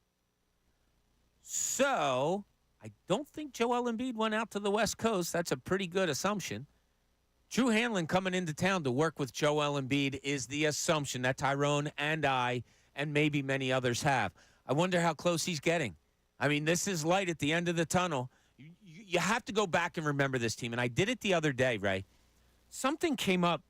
You and I were sitting near each other, and I forget what it was. but something came up where I looked back on, it might have been the 70-point game, and a story was up, so I clicked on it, and it was showing highlights. I almost forget Joel Embiid. I almost forget how great he is, how great he was this season, how good this basketball team was with him, 26-8, and the kind of basketball that they played. And then today I'm going through their scheduling just to see things, and I was going through the Lakers' scheduling, and as I told you earlier in the show, the Lakers have only scored under 100 2 times. One of those times was the Sixers in November when Embiid played, and they had LeBron James and all, and the Sixers spanked them by like 138-94. Something crazy like that. This team was pretty good this year with Joel Embiid. And now they have a slew of changes. You have Kyle Lowry. You have Buddy Hield. You have Cam Payne. You have other guys that have barely played with the Joel Embiid that came in here. That light at the end of the tunnel, I guess, from the early part of our poll doesn't say, yeah, if he comes back, the light is better for the Sixers than it is the Flyers. But, as you said, it's early on. But Drew Hanlon coming in here, and when I was out at practice last Sunday, and Nick Nurse told us, yeah, he was on the floor today, non-contact stuff. So Joe Z, our wonderful, one of our wonderful salespeople, came over to me and said, what does that exactly mean? I said, well, the way that Nick Nurse explained it, it kind of means like they may have been going over offensive sets. So he was on with the team against no defense. Or they were going defensive sets and going through like kind of a walkthrough where you put 5 offensive guys on the floor. Maybe they were practicing a matchup zone. Maybe they were practicing rotation on, 3-point swinging the ball by the offense of where you go and when. So it's not full sprint speed, but he's on the floor. But now Drew Hanlon's coming in. You can't go full court right now with your fellow players because they're not here. They're on the West Coast. They're not going to be back until Wednesday. So does this excite you a little bit more of, ooh, this might be getting close? They're talking about the last week of the season. And a reminder, we're going to have Ramona Shelburne on at 1:15, who has been all over this Joel Embiid story since it began from ESPN. Do you feel a little bit better hearing this? Because Drew Hanlon, when he was here, we knew guys were working. When I was on the beat and we would see him, it's who's got him today? Who's he working with today? Is it Drew Holiday? Is it this guy, the other guy? But when he comes to town, it's work. And if you've seen him on Twitter and watched what he does, I got to tell you, right, this might be something serious. Do you guys think, or are you guys feeling, I should say, tying into what our question of the day is, who do you feel better about on this murky march to the playoffs, the Flyers or the Sixers? Does this make you feel better towards the Sixers? Does it, the Drew Hanlon thing, now I don't know how familiar you are with Drew Hanlon. When I was covering the team, whenever he was around, you knew there was serious work being done. Whenever it was the offseason and you saw perhaps a Ben Simmons working with, oh, good, maybe he'll get fixed here. But Drew Hanlon's the real deal, and that's a work thing. Wheels up to Philly the other day make you feel any more optimistic? I feel like I've been kind of optimistic, like well above the optimism of a lot of people throughout this process. Like originally when it happens, I was, this is no good. I was good. I was going through the emotions. I was feeling it all. And slowly I've built myself into the optimistic part of I think he can get back. And I think with the way this team's constructed, they actually can, give us something that we don't expect right now. And I think this doesn't really do much to move me forward because I was already optimistic to begin with. It is cool for him to do the whole wheels up to Philly. I hope someday I am, as influential as, being able to say that I'm getting on an airplane and everyone, has to, what does that mean? I think that's in your near future, right? I really honestly do. I'm really hoping that's what it is. Yeah. Because if I put up wheels up to Philly, it'd be like, all right, dude, just get back to Philly. But it's good to see Drew Hanlon coming to Philly. And it's good to know that him being here means that you're probably closer to the return than we'd anticipate. But again, we're kind of getting to that timeline. It's March 22nd. Believe it or not, January took 3 years to get finished, but the last 2 months, have kind of flown by at the beginning of this year. And we're already near the end of March. This is the timeline that you're anticipating. The ramp up, everyone's favorite word when it comes into the phrasing, the ramp up there. We're here. We're here for ramp-up time. It's time to get ready for him to get back on the floor. So I'm not exactly, encouraged. I guess it's nice that we're on a similar timeline than what we expected. It doesn't do a ton for me, but I feel good because I felt good throughout a lot of this process. I got to say, I'm anxious. If he comes back, you have to remember how he was playing. You have to remember how much better this team is. Where roles are going to be defined is still something that Nick Nurse is going to have to do. And he and I went over that in our conversation last Sunday that we aired here on Monday when I asked him, like, do you know where guys go? And he's like, yeah, I have a pretty good feeling. So Nick Nurse has – this isn't going to be all right, Joel's here, let's see. Let's go this, that, and the other and see how it works out. He's been studying it. He has an idea who's going to start alongside Joel Embiid. And I think we know two of the guys, probably three of the guys definitely. I think it's going to be Kyle Lowry. I think it's going to be Tyrese Maxey. I think it's going to be Tobias Harris. Who's that fourth guy? Could it be Buddy Hield? Or do you like him coming off the bench? Could it be a Kelly Oubre who's played very, very well, who's not who's average defensively, if we're being nice? So you can afford his average defense on a perimeter as long as you have Joel Embiid in there as your rim protector. Now they kind of counterbalance each other. Now with that second team, do you play? A lot of times you play Tobias Harris with that second team and Tyrese Maxey. If you have a healthy DeAnthony Melton, who is a very good perimeter defender, do you feel more comfortable having him out there? But Nick Nurse, it appeared to me when I interviewed him the other day, he's got these answers already done in his mind. The only caveat to it is, I believe, the injury to DeAnthony Melton. And that's, I think, approached the point. I am not speaking for him, and I am not saying that anyone told me this, but I think it may be approaching the point where, as a coach, a player, you're not counting on him at all. You're just not. This back injury's been too bad you try to bring him back. It doesn't happen. I don't think he's a guy you can count on moving forward. So I think it's interesting, and hopefully when they get back from this West Coast trip, I've already put in a request that maybe we get Nick Nurse again or perhaps a top player on the team. But I think Nick Nurse has thought this all out. And while he said to me, and we've promoted it, that he says, I got to stay in the moment with these guys, there is also another part of him where he is looking at the future, and he's looking what it's going to be like when that big man gets back here and exactly how he's going to surround them and who's going to get what minutes. I think that's going to be rock solid in his mind the second that Joel Embiid steps on the floor. So there's your outlook for the Sixers. What about the Flyers? We have a poll out right now that asks you about it. If you want to talk about it, 610-632-0975, or you can text us there about it. But I'd love to hear from you. I love talking sports, as you know. Tell me who you think has the better road for the playoffs. Is it the Flyers? Is it the Sixers? Because as I just laid out with the Flyers, and I'll lay it out with the Sixers when we get back, they're both kind of murky. This is the Midday Show, 97.5 The Fanatic. The best show ever. Opinion and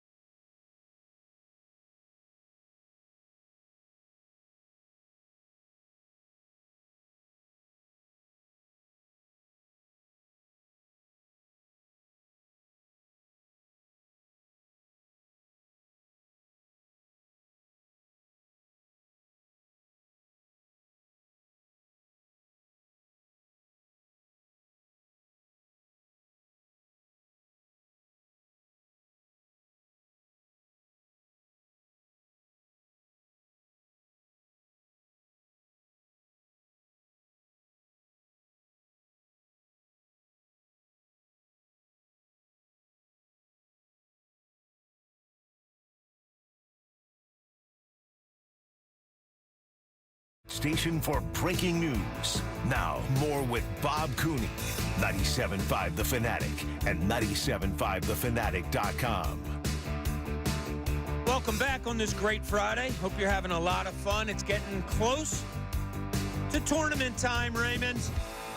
11:47 here in the Delaware Valley. I'm sure a lot of you are making your way to go watch some college hoops. We got a lot out there for you if you want to talk about it. We had a legend anointed last night in the Oakland, Kentucky game, which was just absolutely phenomenal. Those are like your favorite stories. Those are the people that come through and have a game much like Jack Gohlke did last night with 10 3-pointers against Kentucky to spur that upset. And then you watch Oakland in the locker room afterwards, and they're just like, yeah, all right, what time's practice tomorrow? I love that. Absolutely love that. So I hope you guys are having a great time doing that. 12 o'clock, Brad Lidge is going to join us. We'll talk some Phillies, get his opinions on a lot of things, because one of the things I put out there on our thoughts last night, Ray, was a lot of people, topic of discussion, and it was today on the morning show and on, we'll talk about it in a little bit, was how do you handle Johan Rojas in center field? Plug him in or put him down AAA, whichever. But if you really look at the biggest question of this season, I think it's probably been, or spring training, I should say, it's probably the bullpen of the Phillies. So it'll be great to talk to Brad Lidge about that. Who better to get any insight than a guy that was perfect for a season here, Ray? 48 for 48. Think that'll ever be done in baseball again?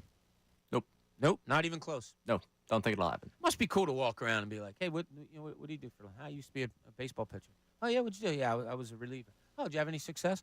Well, one year I was on a team that won the World Series, and I had 48 chances to get saves for that team, and I did it all 48 times. Now, we spoke to Brad Lidge a few times. Love talking to him. Very insightful, very articulate. He would never do that. He would never tell somebody that he went 48 for 48 in a year. We will. If I was walking around Brad Lidge, I'd be, hey, this guy was 48 for 48 save opportunities in 2008. All right, if you were Brad Lidge, much like Casey Boy, would you walk around with a shirt that said 48 for 48? No, that's a little much. That's a little much. Would you walk around with a shirt that says I love to fart? No. But Casey Boy can pull that off. So this is not an anti-Casey Boy thing. He can. I've met his beautiful wife. I assume when he comes out of the room with that shirt on, it's an eye roll, and she says, you're an ass. But she doesn't tell him to take it off. She just laughs at him. No, that's great kind of relationship to have. Nothing wrong with that. Nothing wrong with that at all. All right, Ray, let's knock out a few games here before we get to some other things that we want to talk about Philadelphia sports. I'll give you some easy ones. Look, we didn't do well yesterday at all. 11-5 is horrific. That's horrible. When you go through the first round, 5 losses altogether shouldn't be that bad. But we got 5 in our first day. So we want thoughtfulness. We don't just want, well, I like their uniforms better, so that's who I like. But the first game I'll give you, Ray, it's a 1-16. I think we're going to go 1, and that's UConn over Stetson. You comfortable? Yeah, we agree with that one. Okay. All right. I'll write down the UConn then. Second game we have out of the East, San Diego State, a 5th seed, versus UAB, a 12th seed. I'll let you make the call on this one. It's always the Aztecs. It always is? Don't even question the Aztecs. Why? What's the... The Aztecs are just well run. It's a very good program. They got a lot of seniors. The leadership is there. They made a great run last season. Don't even question it. It's the Aztecs. All-time leader in assists for San Diego State. Tony Gwynn. Very good. Very good. I worked with Jamie too much to not know the answer to that question. Yeah, that is phenomenal. I'll tell you what. I talk about being intrigued by John Tortorella. If you watch Tony Gwynn breakdowns of at-bats, and if you read stats about, I have some in my phone, about Tony Gwynn, like he struck out less in the 80s than Kyle Schwarber did last year. Yeah, it's amazing. Crazy things like that. I don't know how many different crazy things you can see about Tony Gwynn, but if you ever get a chance, you certainly need to look them up. So, Ray, yesterday we did have the Jack Gohlke story, which we loved and adored. I enjoy how people go out, watch these games, come away with some. Hey, did you see this? Hey, did you see that? Was there anything else that really kind of stuck out into your mind as far as the college basketball scene yesterday? I mean, again, aside from the Samford comeback against Kansas that took us late into the evening, that was awesome. Enjoyed that game. Let's see, what other games? There were a couple ones that was like, oh, early on this might be something, but it turned out to be nothing. Duquesne, the great story that beat BYU. That was a great comeback. Yes. And they just started to hit threes all over the place. They were down, what was it, 16 or 17? Yeah, Weren't they? something ridiculous. Yeah, and great comeback there. The games that get to, 20-point leads in the first half. One team had 11 points at halftime yesterday. It was Colorado State. Colorado Colorado State State was beat a Virginia. massive disappointment. Yeah, they Right? basically Virginia'd after they did that to Virginia. So how crazy is that? You have I have to get this right so John Giannini doesn't get mad at me. A play-in game where Colorado State holds Virginia to 14 points in the first half. And people are going crazy on Virginia, and a lot of Tony Bennett, get rid of him. He's boring. You can't play for him anymore. So they beat Virginia by holding them to 14 points in the first half. And then they play yesterday and score 11 in the first half. It was not great. It was not fun. Much as I said it was not fun to watch Virginia play basketball the other night, it was not fun. That was a TV that I was ignoring. Dayton and Nevada, that was a close one. When it came down to the wire, 63-60. That was another good game. Also, I believe I took a lot of slack on this show. A lot of flack. Whatever. Whoa. From whom? From you. No, have I ever given you slack on this show? Yeah, you did. About what? About my selection of Oregon over South Carolina. You came out to me and said, I'm doing this because I know you're so much. And I was like, oh, okay, great. I didn't say I was doing it. I said I felt bad doing it. But Okay. I picked with my head and not my heart on that one. Well, then I asked you about Texas, Colorado State, and you said, I can't pick Texas. I hate Texas. And I said, all right, give me Texas. Yeah. So it all worked out for both of us. Yeah, and I was probably going to take Texas anyways, because guess what I took in my own bracket? Texas. But if you said there was a personal reason to be taken away from the conversation, I wanted to give you that chance. All right, a couple of the callers that do we want to, I did write down who picked what from yesterday. Alan from Villanova got the Michigan State one right. Mark from North Carolina, tough one with BYU over Duquesne, so tough one for him there. Keith from Devon had Akron over Creighton. That one did not pan out. Arizona over Long Beach State. Oh, that was one you gave to me because you were like, yeah, that's cool. And then Bill from Utah had Illinois holding on over Morehead State. So a couple of the callers yesterday were 2-2. That Illinois game kind of came on right as the Flyers did, I believe, so I didn't get to dive into that one too much because once the Flyers wasn't worth a while. Yeah, once the Flyers came on, I really wanted to focus in on that because the playoff push, here it comes. Good weekend for them coming up as far as tests go. Boston and Carolina both at home, 1 o'clock Saturday, 6 o'clock on Sunday. So a lot going on. When we get back, Brad Lidge. Just a great story from the 2008 season. As I said before, listening to him, and I think we've had him on the show a couple of times on the morning show. A great baseball mind. So we're going to have him on at noon. When we get back here, Bob Cooney, midday shows, 97.5 The Fanatic. Fanatic.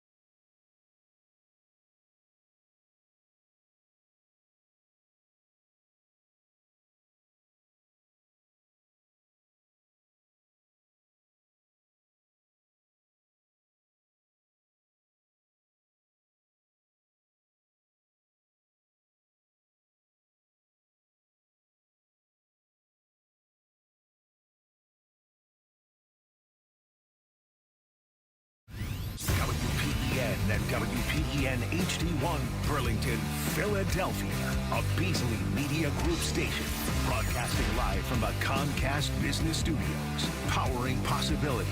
97.5 The Fanatic and 97.5thefanatic.com. Coming up at 2, the best show ever with Tyrone Johnson, Ricky Batalico, and Jen Scordo. Right now, it's Bob Cooney, 97.5 The Fanatic and 97.5thefanatic.com. Thanks for coming back. Midday show, Bob Cooney. Great to have you on this basketball, hockey, baseball, football Friday. Little bit of everything. Basketball, Sixers tonight, 10:30, right on these very airwaves. Very, very special guest on the line right now. Someone I always love listening to. So many different places, and I think he's got a career that's really cool right now, and that's Brad Lidge from your 2008 Phillies. Brad, how are you today? I'm doing great. Thanks. How about yourself? Doing great. Thanks for coming on. We really do appreciate it.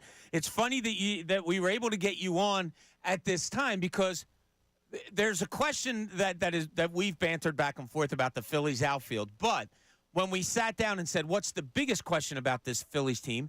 It's the bullpen.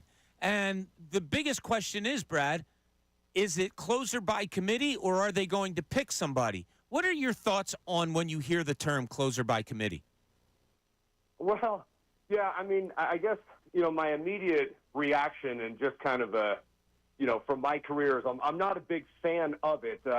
I'm opposed to it for the most part, and I would say beyond that, you have to have a special type of bullpen with a lot of buy-in from the guys in order for it to be able to work. Now, times have changed, right? It's 2024. I think we're all a little more used to the concepts of bullpen by committee. And frankly, Rob Thompson's not afraid to do it, and he knows how to do it. Last year they had Kimbrel, and that was, somebody that they knew right away. I mean, the guy is probably at least going to be very close to a Hall of Famer as a closer. So they knew they could put him in that role. They lost him, and, I think maybe not everyone is super disappointed. Obviously, he had a rough couple games against the D-backs at the end of the season. But closer by committee is probably necessary for the team right now. Now, Jose Alvarado obviously can close out games. So can Sir Anthony Dominguez. I mean, they got a lot of guys back there that can get the job done.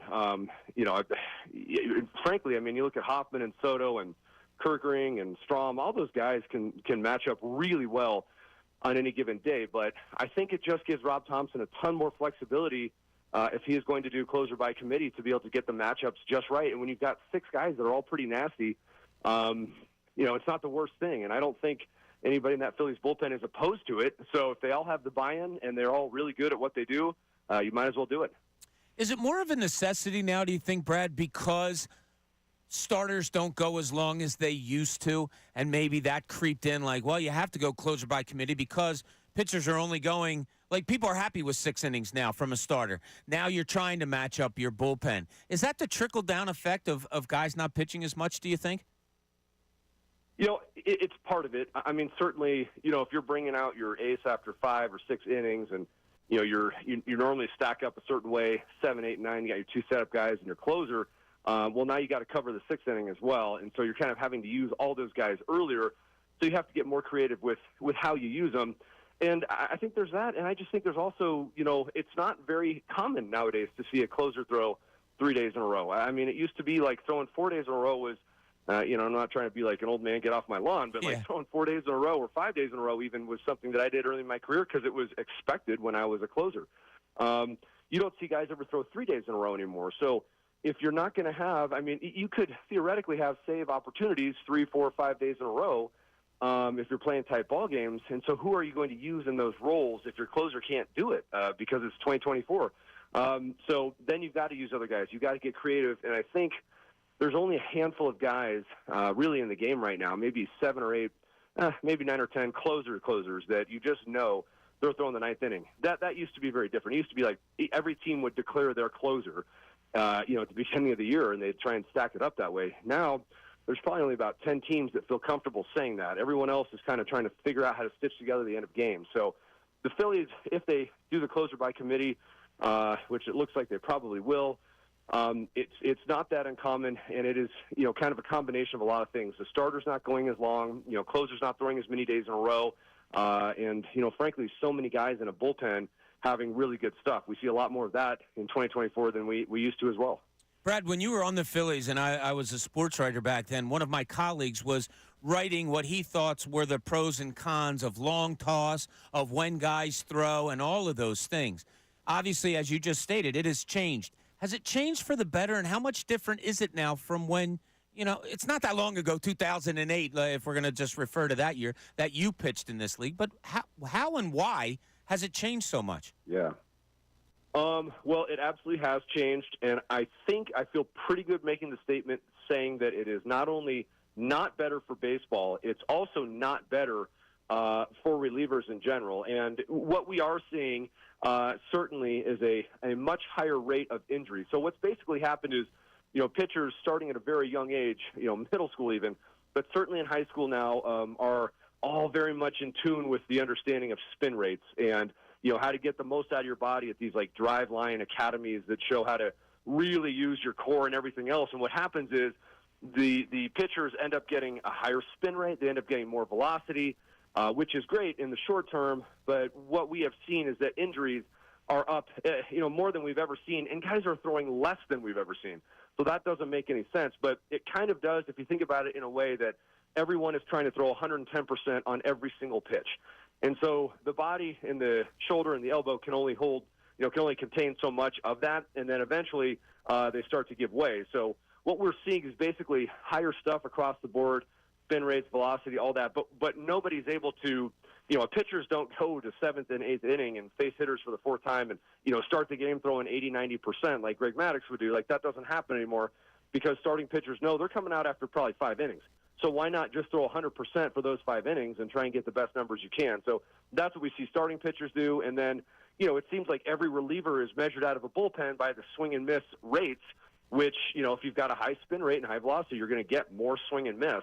And that's kind of what guys are getting paid on is the big strikeouts at the end of games. So it's not for the benefit of baseball, I don't think. I mean, it's certainly I think a lot of people liked 2023 when we had more kind of like, 1980 style games where a lot more guys were stealing bases and all that was more of a factor. The games were quicker. I think fans like that.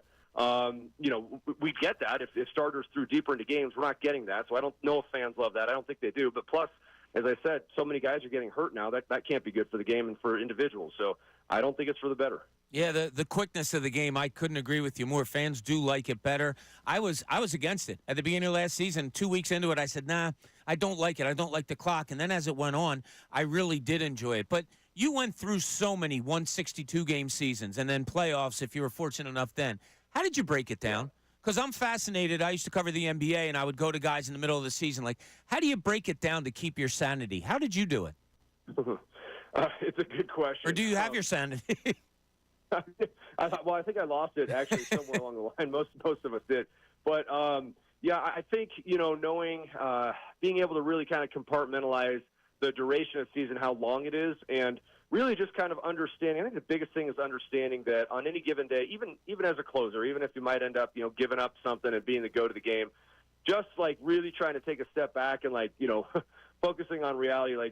Man, we got 162 more games. I might pitch the very next day, so I just need to be ready each day. And, the results really matter. And also you've got to convince yourself that they don't. You've got to convince yourself that if you have just as healthy of a lifestyle as you can maintain during the course of a season, and you do the same kind of routine each and every day, that where the chips will fall where they may, and wherever they end up, they end up. I don't know. I think guys get so into their routines that they're able to just kind of have that be their lifestyle. And so even if it is 180 days, 162 games and 180 days of the regular season, it's just part of guys' lifestyle and their routine. And I would say this, I think guys are actually healthier now than they've ever been, as far as I can tell, with lifestyle and everything else. I mean, you don't see too many guys ripping packs of, heaters and cigarettes in the dugout anymore. So I think guys are a lot smarter when they go out. I think they get way more rest. I think they're way more educated on, food and nutrition. So guys are probably physically and mentally as healthy as they've ever been. And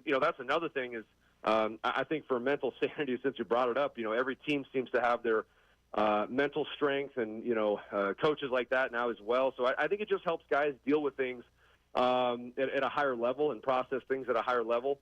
I'm not sure that we had that back in my day, but I do feel like guys settled into their routines really well and were able to get through the course of the season until your adrenaline takes over at the end of September and all through October. And it's fascinating because you bring up that, yes, athletes are in better shape now and they have more access to being in better shape. But as you said before, they're getting hurt more often. So I don't know. Give me the Bartolo Colon out there, and I'll be happy if he gives me 8 innings. I don't care what he looks like. But so we hit on the Phillies bullpen a little bit. I want to talk to you about the starting pitching. Obviously, you got the studs up top with Wheeler and Nola. Ranger Suarez has had a fantastic spring training. Just as a whole, with Taijuan Walker, with Christopher Sanchez, how do you see this starting staff for the Phillies in matching up with other teams around the National League? Well, I think they're one of the best starting rotations. I think Taijuan Walker, for all the ups and downs, maybe with some of the things he said or whatever, is still a very, high-quality Major League starting pitcher. And I think Sanchez will be a great guy, too. And considering he's throwing out of the number 5 slot, I think that's pretty impressive.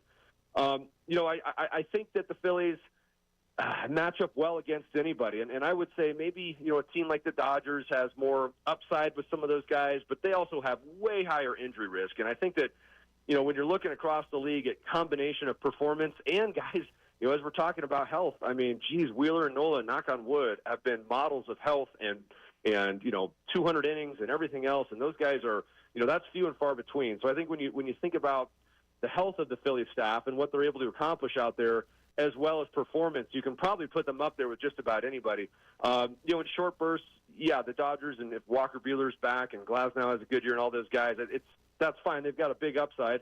Frankly, Ohtani will be joining that staff next year. It'll be pretty nasty. But, the Atlanta Braves have a great starting rotation too. But again, I would take the Phillies, or at least put them against anybody, just from the fact that, you play 162 games, you want your guys to be healthy, and I think the Phillies have the ability to do that more than other teams, and I think there's a lot of upside, as you said, with Ranger Suarez and Christopher Sanchez both. I think they have very high upside. So we've had this conversation at the station for over a week now, and different hosts going back and forth, and that is, do you start Johan Rojas in center field and put him out there and say, look, whatever happens with you at the plate, we'll live with. We'll try to teach you as the season goes on, but we want that glove in center field. As a former pitcher, are you okay with that? Like, just let him go because he's a great fielder? Or do you kind of look at it with a little bit of a slanted eye? I think I'm okay with it for a while.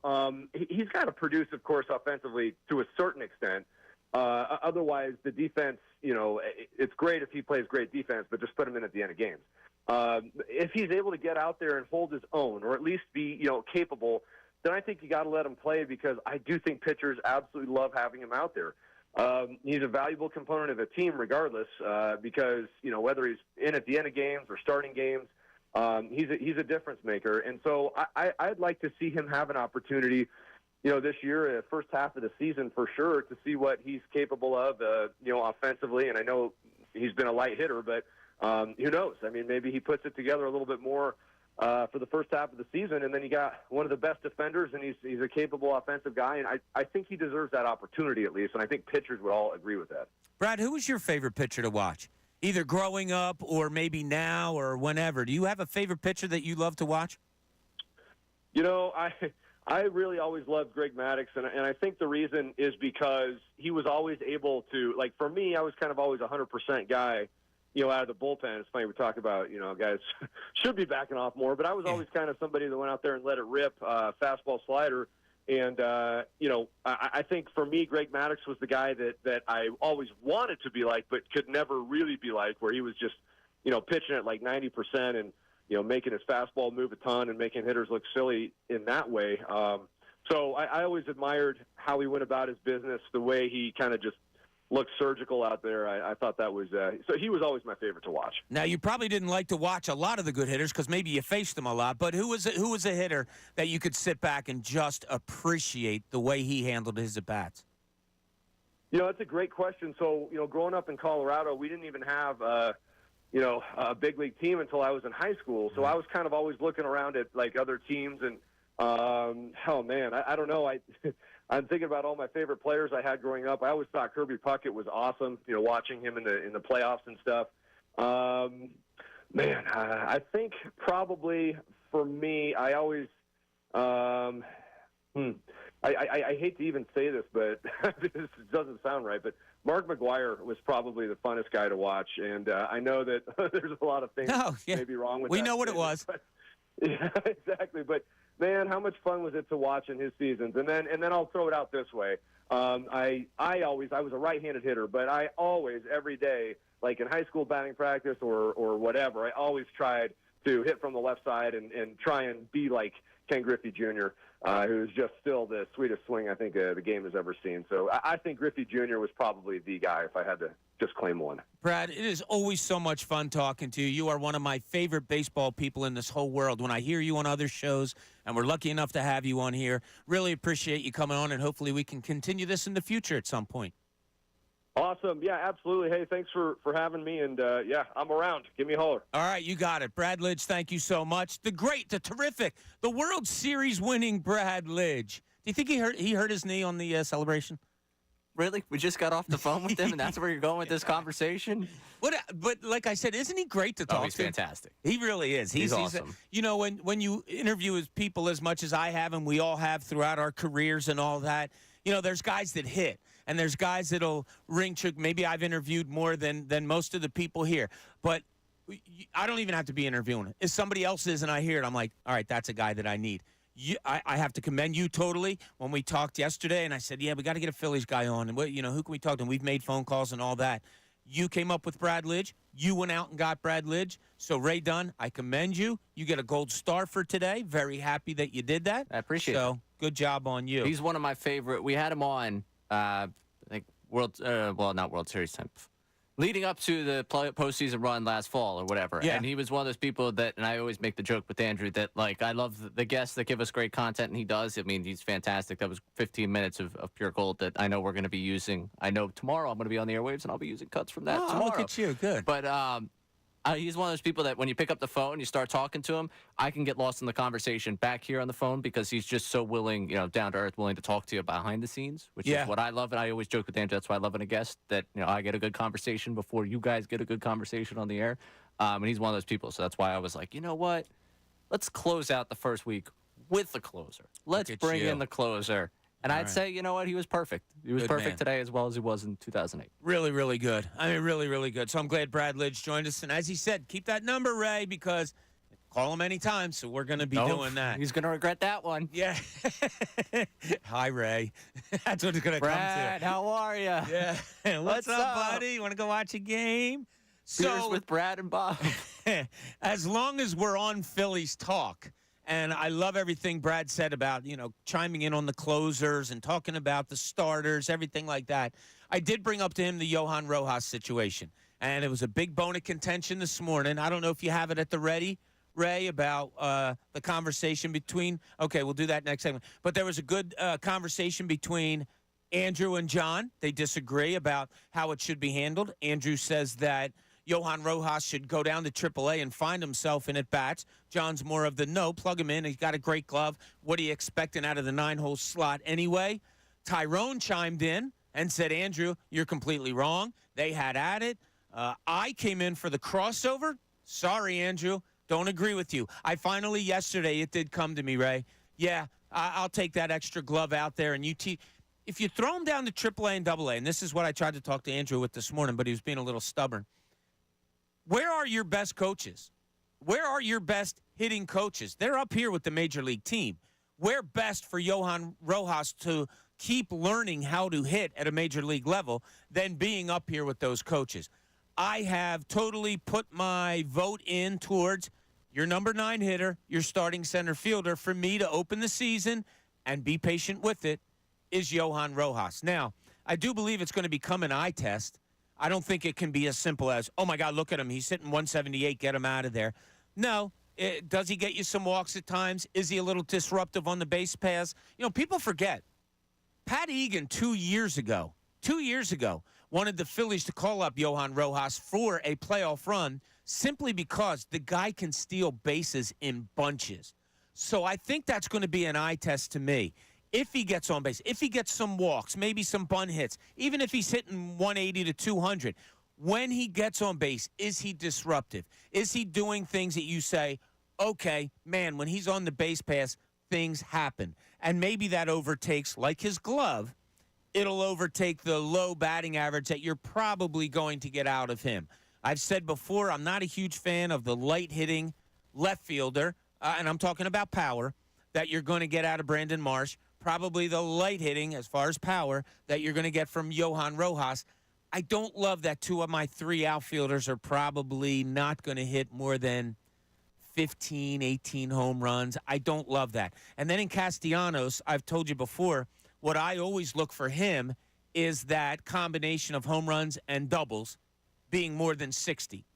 So that's what I need from him, but I don't look at Castellanos as really a home run hitting outfielder. So that's my concerns in putting Johan Rojas in the outfield, but my goodness of it, I think, overweighs the badness, and that is for him to learn at this level with the best coaches. So therefore, yes, I have made my vote.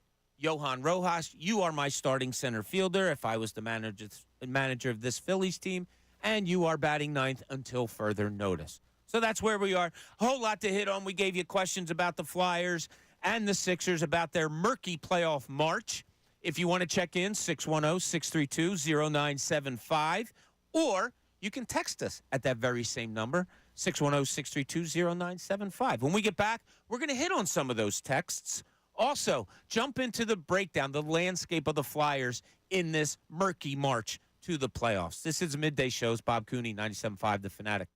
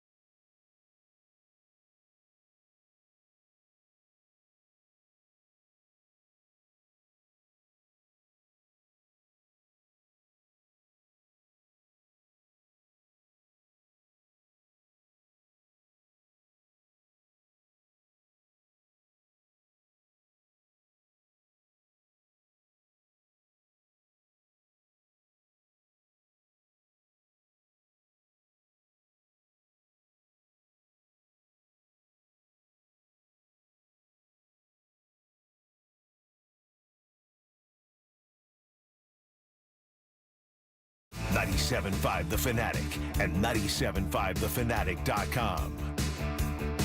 I got breaking news for you, Andrew. Ray. I just read Andrew on my computer. I'm reading it, and my computer just went dead. Okay. Do you want me to hit the sounder, or are we just going to... Nah, that's all right. That was just between me and you. Yeah, I was reading Andrew on my sheet because we're going to Ty and Andrew. You and Andrew. About something. Yeah, me and Andrew. Yeah. That's okay. So, Ray, Ty and Andrew this morning, Andrew was having the discussion with John Kincade about Johan Rojas. As I've stated, we, meaning me, John, and Tyrone, are on the side of, throw him in there. It's okay. Throw him in there. He's an extraordinarily good center fielder. Let him have out there. Let him learn at the major league level with your major league coaches how to handle major league pitching, how to go through it. I hear you. You're going to be pinch hitting for him probably a lot late in games if situations arise, all of that. So maybe he would get more at-bats down at AAA, AA, where you lead him off and you say, you're getting 5 at-bats a game, just stay there, and we want you to get accustomed to that. I just came to the conclusion this morning, because yesterday I think, Ray, I was telling you, I don't know. I see both sides of the argument. I've gone to the way of plug and play. But this morning, here's where Andrew and Tyrone calling in on the morning show, got into it about it. Is my enemy on the line from the best show ever, Tyrone Johnson?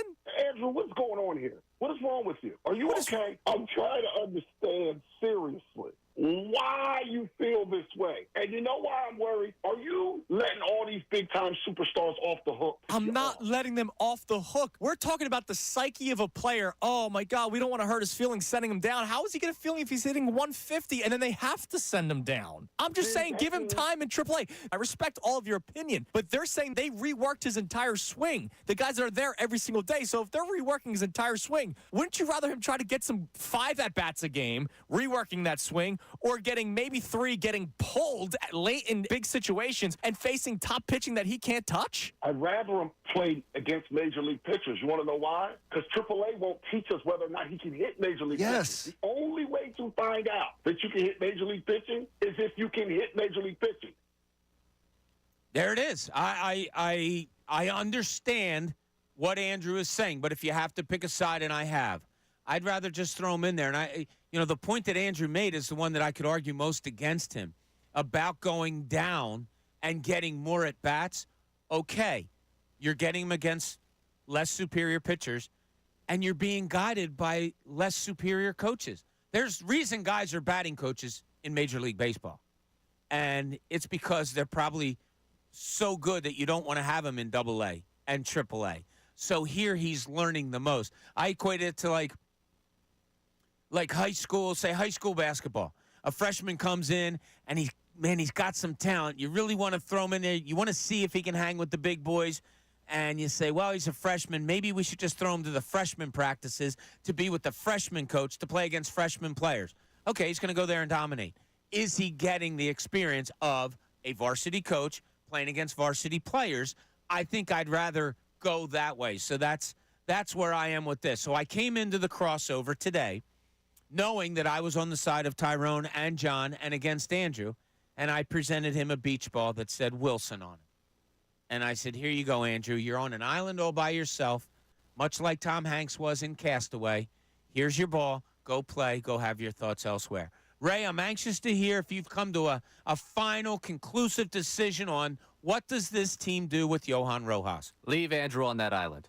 I'm leaving him there. I mean, I don't understand why in the world we are going to go Pache or we go any other scenario where it's not Rojas getting the opportunity.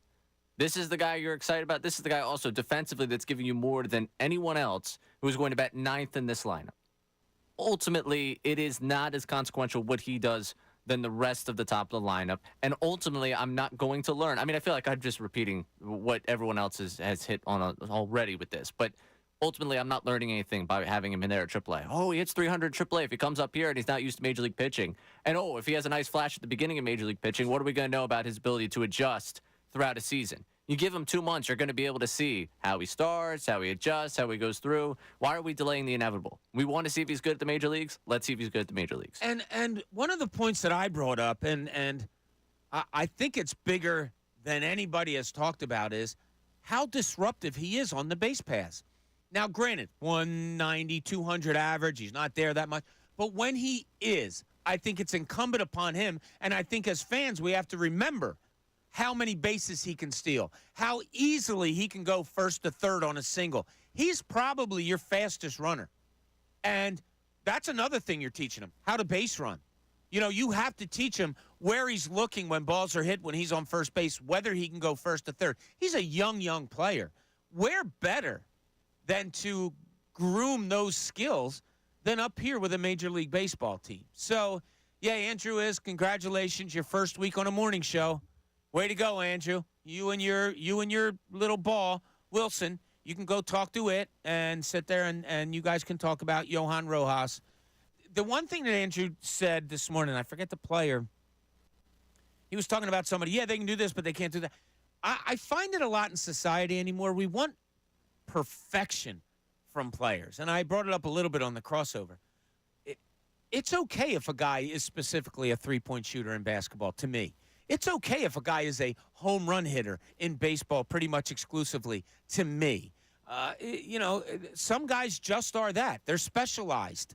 And you need to have an NBA, an MLB, NFL skill set in order to stay there.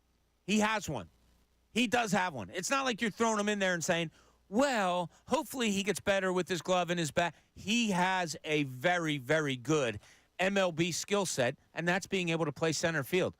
I'm okay with it. And talking to Brad Lidge just now as we did, you could hear the excitement in his voice when he said how much fun it is for a pitcher to have a guy like that in center field for you. And that matters for you. And that'll matter to this pitching staff to have him and have the ability to, cover the ground he does. And this brings us to a couple of texts that we got on this matter. One, Father Sean checked in, and he's against Andrew as well. So Andrew right now really alienating himself. You got the Lord against you too, Andrew. Yeah, that's tough. I mean, it's tough to see. But we do have someone that I think is on the side of Andrew here. And we would love to remember, if you're texting in, we're still trying to get contact names here, all right? So we're just getting random numbers. Usually when I get a random number of text, I just ignore it. But right now, we got one, and I would like to read it out to you. So it's not like either Rojas or Schwarber you are choosing to play in the outfield. So I think this is a comparison of defense. If you play Merrifield or Pache alongside Marsh and Casti, then it's still an above-average outfield defense. There is no reason to sacrifice and start an automatic out when defense is good without him. Okay. I guess. No, I'm not okay. Can I respond then? Yes, you can. Yeah, I'll respond to this one. I'm just saying okay because, all right, that's the opinion you have. I've already stated mine, but go ahead. Well, I just, want to systematically break down this argument that's been placed in front of us here because you're talking about, okay, whether it's Merrifield or Pache out there, one, that's two different dynamics in the outfield. I'm not sure who they play in center field if it's Pache and Marsh. I assume it'll be Pache, but I can't go for certain on that one. Well, if you're keeping him here, you got to play him because you ain't pinch hitting. Well, no, but I mean, if you're playing him in the field, I don't know which one defensively they would elect to put in center versus left. I would assume they would elect Pache in center and Marsh in left. That would be my point just being, if Pache's on this team, he's got to play center field. He has to be your starting center fielder because how else are you going to use him? You're wasting a spot. Yeah, okay. I think you're going past where I'm at this, but I'm just saying Pache, one, okay, you can make he's a little bit lesser defensive than Rojas, but still a good defensive player. If you are saying Pache's in the lineup, you are also basically sacrificing the out there because you have assumed that what you saw last April is the true Pache where he hit 360 and then got hurt. Why don't you assume then that the last 50 games of last season where Rojas hit 300 is the real Rojas? Because if you're going to go small sample size selection here, we can get good ones for either one of these two players. So really the Pache thing to me, Rojas, I think there's a higher upside with Rojas, which is why I go with him. Fine, whatever. Talk about putting Merrifield in the field. I don't think it is still as good of a defensive outfield if you go Merrifield, Marsh, Castellanos. I think Rojas has shown me more in knowing how to play that center field position at Citizens Bank Park than I saw from Marsh there. Because it's a unique place to play with the left center field wall. And I think Rojas has done a better job of reading that already from what we've seen defensively than Marsh has even proven to me in a year and a half here. So there's my response to that. All right. Very good. You're good at this radio stuff, Ray. I gotta commend you on that. Yeah, we're gonna revisit some of the Brad Lidge conversation that we had because I thought it was riveting. I thought he is great. It's funny. Here's one of the things I took out of it, Ray. My mind's always going in weird places. So he talked about how back in the day, and he's like, I don't want to be that get off my lawn type of guy. But back in the day, he said guys are ripping heaters in the, clubhouse and drinking beers and stuff like that, not taking care of themselves as much as today. Guys today are in much better shape, take care of themselves way better than they did. However, he also made the point that guys get hurt a lot more than they did. But then I went on to ask him who his favorite pitcher to watch was. Do you remember who he said? Greg Maddux. Greg Maddux. Do you know the nickname that Greg Maddux, that John has told us, had in Atlanta? Mudslide. Do you know why? Because they said when he took off his shirt, everything just slid down. Blah. Not your physical, not the kind of physique you would imagine on a major league baseball player or major league athlete at all. And then I said, how about hitters? Who did you like watching hit? First one he brought up was Kirby Puckett. I don't know if you remember Kirby Puckett in his days with the Minnesota Twins. I would say Kirby Puckett was about 5'8", probably about 220, and totally did not look like at all a major league baseball player, athlete, however you want to put it. But an absolutely phenomenal hitter. I brought up earlier Tony Gwynn. We saw what Tony Gwynn looked like as his career went on. He didn't miss many meals, but one of the greatest hitters of all time. It's the weird dynamic of sports. And Brad Lidge grew up in a different way where you threw, and now he's watching the way pitchers are handled, in that it's higher velocity, it's go 100%, throw 80 to 90 pitches, and then you're taking yourself out. But it goes against what he was talking about, where guys weren't as in shape back then, but they're more in shape. Ricky Batalico was always in shape when he played, and still is now. So, yeah, it's funny talking those ways. Like, there's no rhyme and reason in sports for some reason. Bigger, fatter guys that weren't as in shape were able to throw 120 pitches, as opposed to guys now can only throw 80 or 90. But that's the yin and the yang of sports. We thank you again for joining us here. I hope you're having a great NCAA Friday. I'm watching Northwestern here, coached by Chris Collins, Doug Collins' son. They're on now. A lot of games just getting started. Hope you're having a great, great Friday. We'll be back here to have some more fun for the last hour of the show. Don't forget, Ramona Shelburne from ESPN will be joining us. We'll talk Joel Embiid, where he may be, what she has heard. We'll hit all that and more back here. Midday shows, Bob Cooney, 97.5 The Fanatic.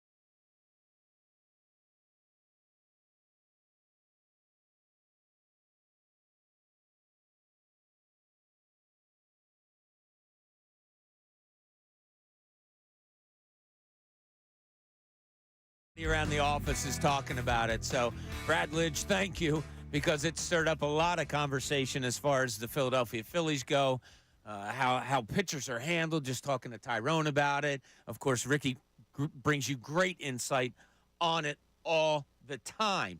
You don't get it anywhere else but here at 97.5 The Fanatic. Hope you're having a great Friday. Watching a little bit of Northwestern Florida Atlantic on the TV right now. Ray, you'll like this, and listeners, you'll appreciate this.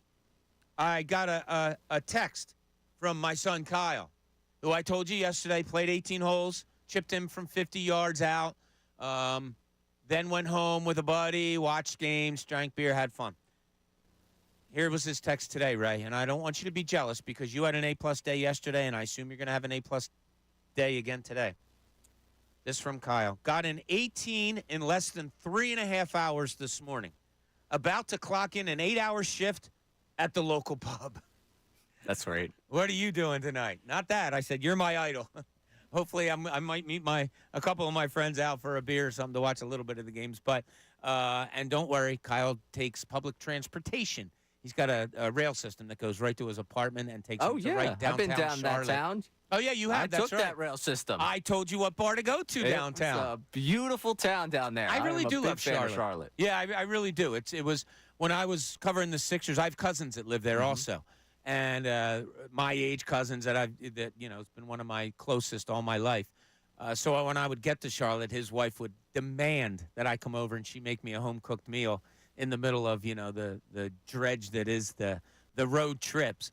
But yeah, my cousin who's been there for a long time and works in bank downtown knows all the local establishments and knows all the owners of those establishments. So I got to know them too. So when Kyle moved down to Charlotte, it was pretty cool to walk in and go, "Hey Murphy, remember me? Bob, oh, this is awesome." So yeah, it's a great little town. It was Love me great. some Charlotte. I think it was my second favorite road trip we did this year.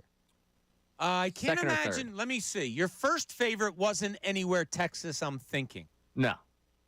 Um, It was a topic of conversation in this office for a couple of days after I came back where were you? because I couldn't stop Why shut couldn't- up about it. I'm New drawing a blank. Orleans. Oh, yeah. Oh, I also gave you a place to go to there. Oh yeah, and I went. You went to the Acme It Oyster was House. fantastic. Yeah. Great start to the evening. Nice little hurricane, some oysters. Next thing you I know, love out on Bourbon oysters. Street, good time. Oh, that's what I was supposed to. I'm supposed to go out. I'm supposed to meet Andrew out tonight. I just popped into my head is swirling here today, Ray. I just can't figure out why, but it is swirling. So You've been a week of doing this, man. You've been dealing with me for a week. I can only imagine your brain. I'll tell you what, it's been wonderful. Oh, Absolutely that's so nice of you to wonderful. say. Had a long talk last night. You and I had a meeting with one of the bosses, and then I had a long talk with a boss after that last night. And I don't BS you here, Ray. It is an absolute pleasure working with you. You are on your game. You're a pleasure to be with. And, I see great things moving forward with the two of us. I appreciate you saying that. So I'm Yeah. just going to walk in there with an envelope full of cash, thanking you for that in a few moments. It's I would not accept it. And we got a real nice meal today, too, for breakfast. We did. Thank you for that. So I Great. went down to, I didn't really do anything. I went down to check on our friend Matt Cord, Right. who we know got absolutely scrunched the other night when Kyle Lowry jumped over the scorer's table and fell on top of Matt Cord. Well, Matt messed up his knee really bad, and he's in a big knee brace. He had to get the knee drained, a lot of swelling going on. They're hoping it's a severe sprain, but they're going to do an MRI to see if there's ligament damage. So I just went down to check on him because he was off until Wednesday, and I didn't have a chance to see him yesterday. So on the desk there were a bunch of goodies, sticky buns with and without walnuts. We had some bacon sandwiches, some sausage sandwiches. So they said, help yourself. And I said, oh, can I grab one for my producer too because he's the best? And they're like, absolutely. So I took a chance. I grabbed a sausage instead of a bacon. Could I have been right either way? What do you? What's the matter? Am I getting you in trouble? No, get yourself in trouble. Why? What you just said, I think we're going to hear it today at 5 o'clock. What you said, out of context. I don't know what I said. That's okay. I'm not paying attention. Yeah. So anyway, Great job grabbing the breakfast sandwich. Okay. You're gonna have to tell me on the break.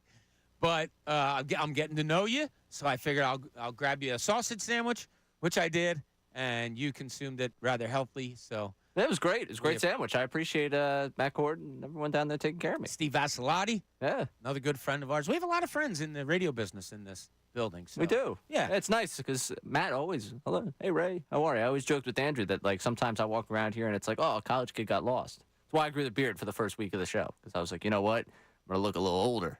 You know, now I'm producing middays. I got to put on a little bit of presentation here. Yeah, look at the coolness on you. Matt Cord is just a great, great guy. Has a favorite fan, and he is a big fan of my wife. He and Donna are they like each other a lot. Yeah, so we laid out the landscape of the 76ers.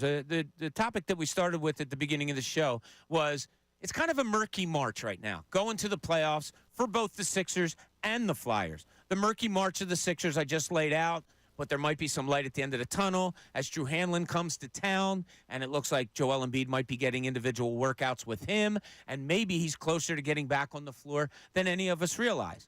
Well, the murky waters for the Flyers now moving forward is you have this situation, a situation created by the play of a player and the decision of a coach in that John Tortorella has decided to bench Sean Couturier, his captain, for the last 2 games, healthy scratch, for whatever his reasoning is. Bad play, bad attitude. I don't know. I'm speculating on that. Tortorella has come out and said, look, I'm putting the 20 best guys out on the ice to win us games. They won against the Maple Leafs. They got a point last night, well-deserved point last night against Carolina, against a good team. So you can look at it and say, well, he's doing the right thing. You can also look at it in wonderment. I am not putting that I know what's going on here. In wonderment, you can say, man, how are the players reacting? They're taking the captain out of the lineup. We're trying to make a playoff run. You can't really tell me, even though he's not playing great hockey, that he's not better than our third, fourth line center. What is going on here? Now, I don't know. Is there a disconnect there or not? Or maybe not. Maybe everybody's in line. Maybe it's only Couturier that doesn't agree with all this. So many different things about the march, the murky march, I've labeled it, for the Flyers and Sixers. Who do you have a better feel for? Who do you have a better feel for marching towards these playoffs? We'll talk about that a whole lot more. We have Ramona Shelburne coming up at 1:15, joining us today to talk NBA. So we'll get another quick segment in before we get her on. All that, you bring it to us, 610-632-0975, as we close out this week. Midday shows, Bob Cooney, 97.5 The Fanatic.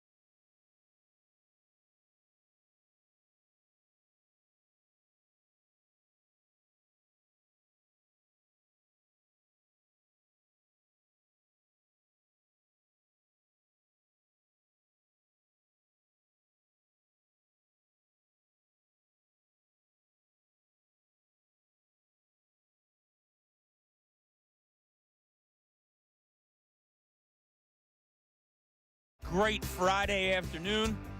Sports all day, all night, all the time. Ray had an A-plus day yesterday. Everybody's looking to have even more of an A-plus day today. We said yesterday was the best day. I think Friday would be better because it's easier, I guess, to get off work or get out early, and you're starting your weekend. I mean, Thursday's phenomenal.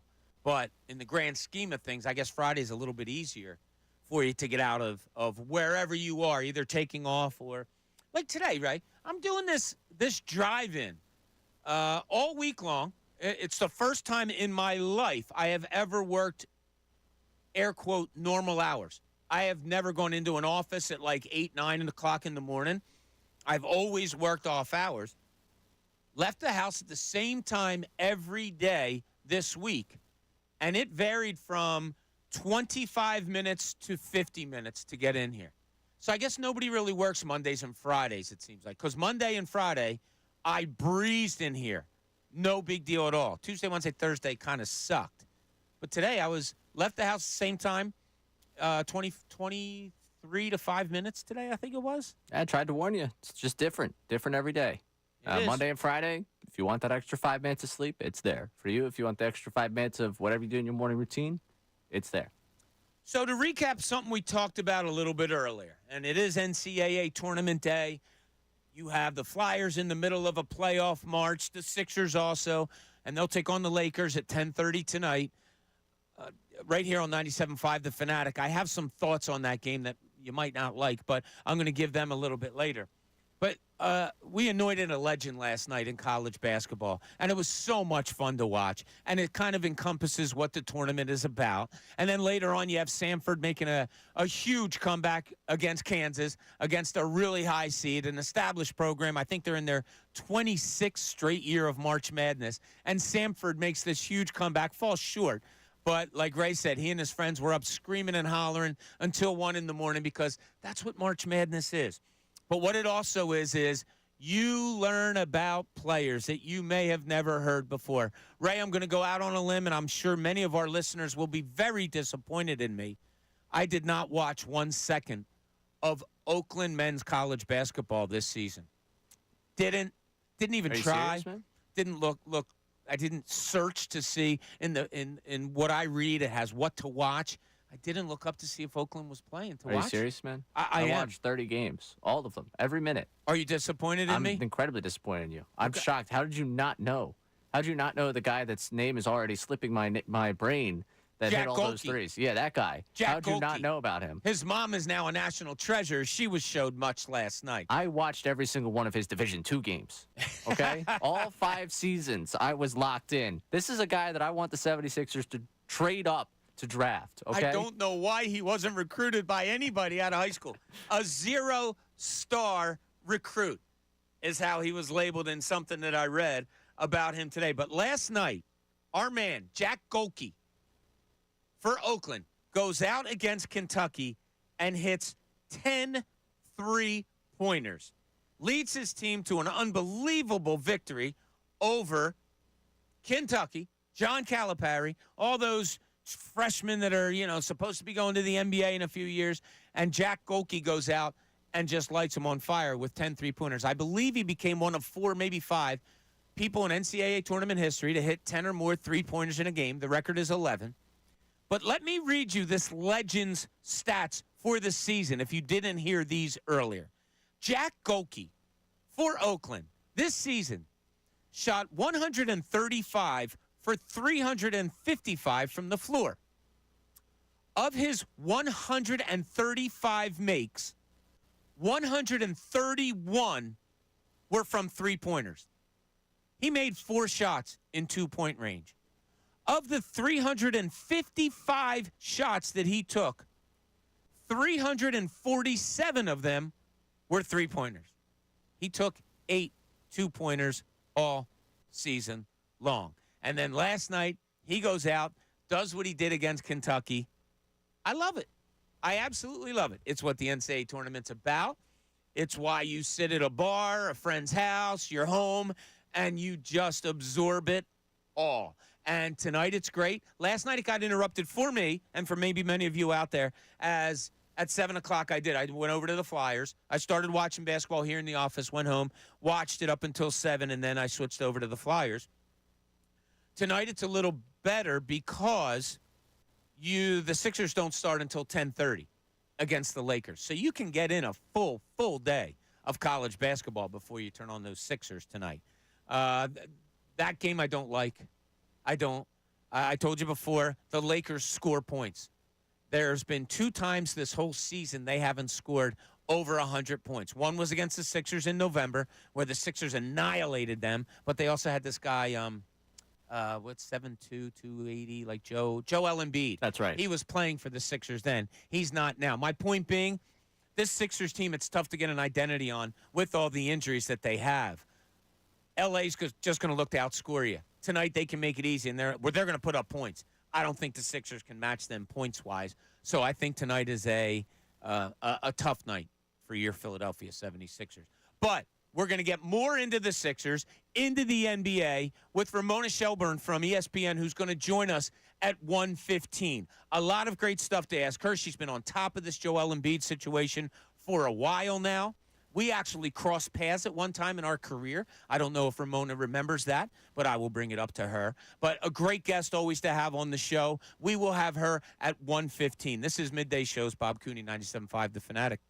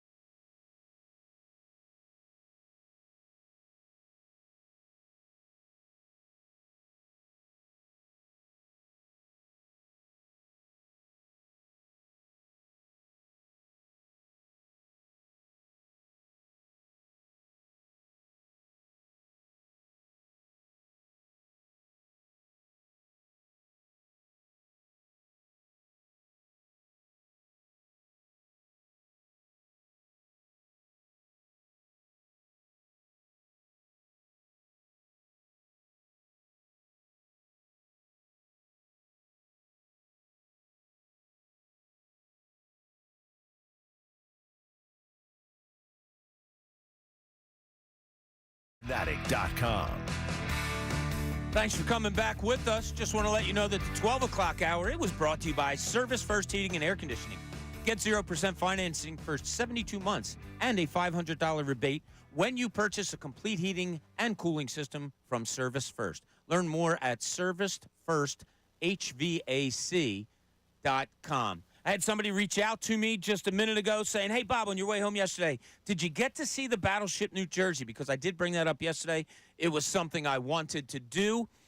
The Walt Whitman Bridge was closed at a point, and it was kind of dicey. We couldn't figure out if it was open yet or not, so I didn't take that way home. I went over to Ben Franklin, tried to look downriver, but it was too far down, couldn't see it. But the highlights or pictures that I saw, I also watched it live on an app for a little bit. Yeah, I geeked out over the USS New Jersey going downriver a little bit. Geeking out also is what I do when I talk to this woman, Ramona Shelburne from ESPN. Ramona, welcome to the show. How you doing today? Good. How are you guys? Doing good. You and I have history, and I don't think you know this. Tell me. So, I was the Sixers beat writer back for 10 years or whatever, but in the 2015-16 season, they were in the middle of, as a carryover from the season before, losing 28 straight games. Yes. We were on the West Coast somewhere, I don't know where, and you came into the picture before a game, and I was like, wow, this is getting big that Ramona Shelburne is here to check out that. And you were nice. You came over knowing that I was one of the beats. You found out from the PR people, and you came over, and we just shared some information. And I think it wasn't too long after that they were able to eke out a win, so you didn't have to be on that horrible watch for a long time.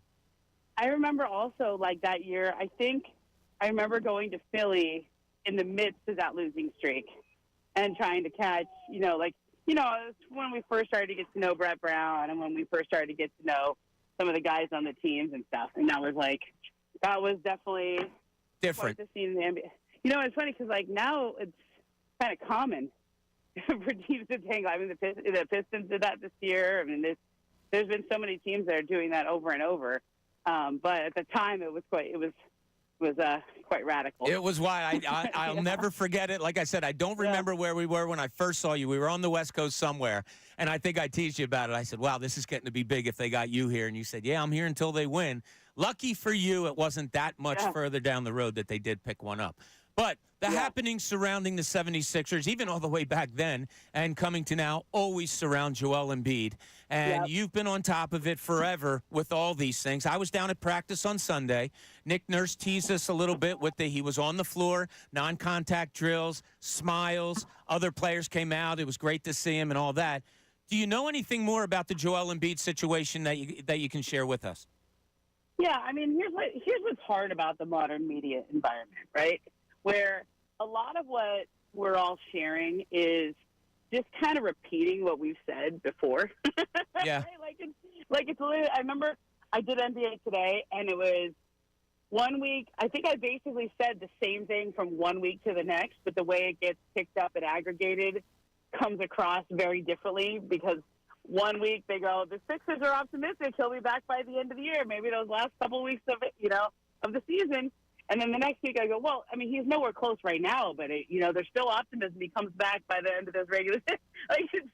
And 1 week it was sort of positive update, and the next week it was negative. And I go, no, it's the same. It's funny because when I went down there, when I went down there last Sunday, Nick Nurse said, yeah, we're hoping last week of April and get ready for first week of April and get ready for the playoffs. And people were like, oh, good, it's getting close. And it's like, well, no, they've been saying that since they said he had to get surgery. Close? What is your definition of close? Like, I think on the segment I did the second time, we were talking about, Joel and then Tyrese Maxey. Well, Tyrese Maxey was going to play that night. So, I mean, compared to Tyrese Maxey, it was nowhere close. But the same update as before. Now, I can tell you, I do think he's targeting the last couple weeks of the season.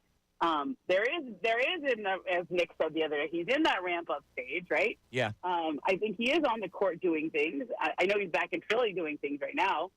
He's not on the trip, but he's working out and trying to get back.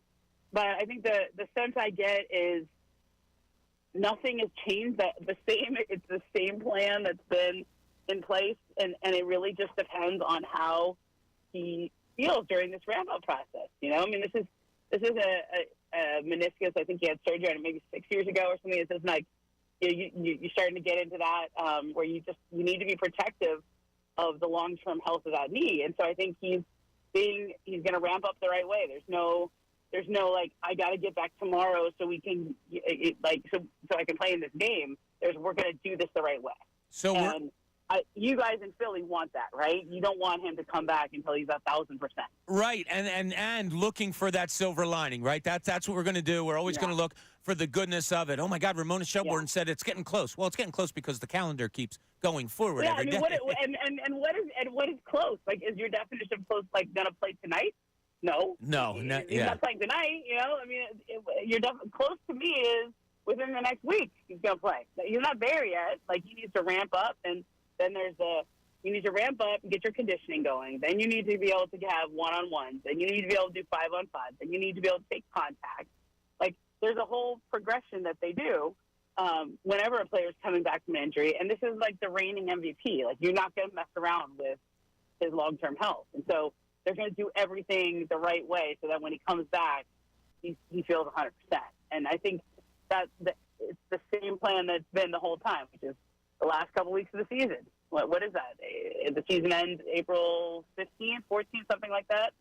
I always think it's around tax day. Yeah, right there, 14th, I believe.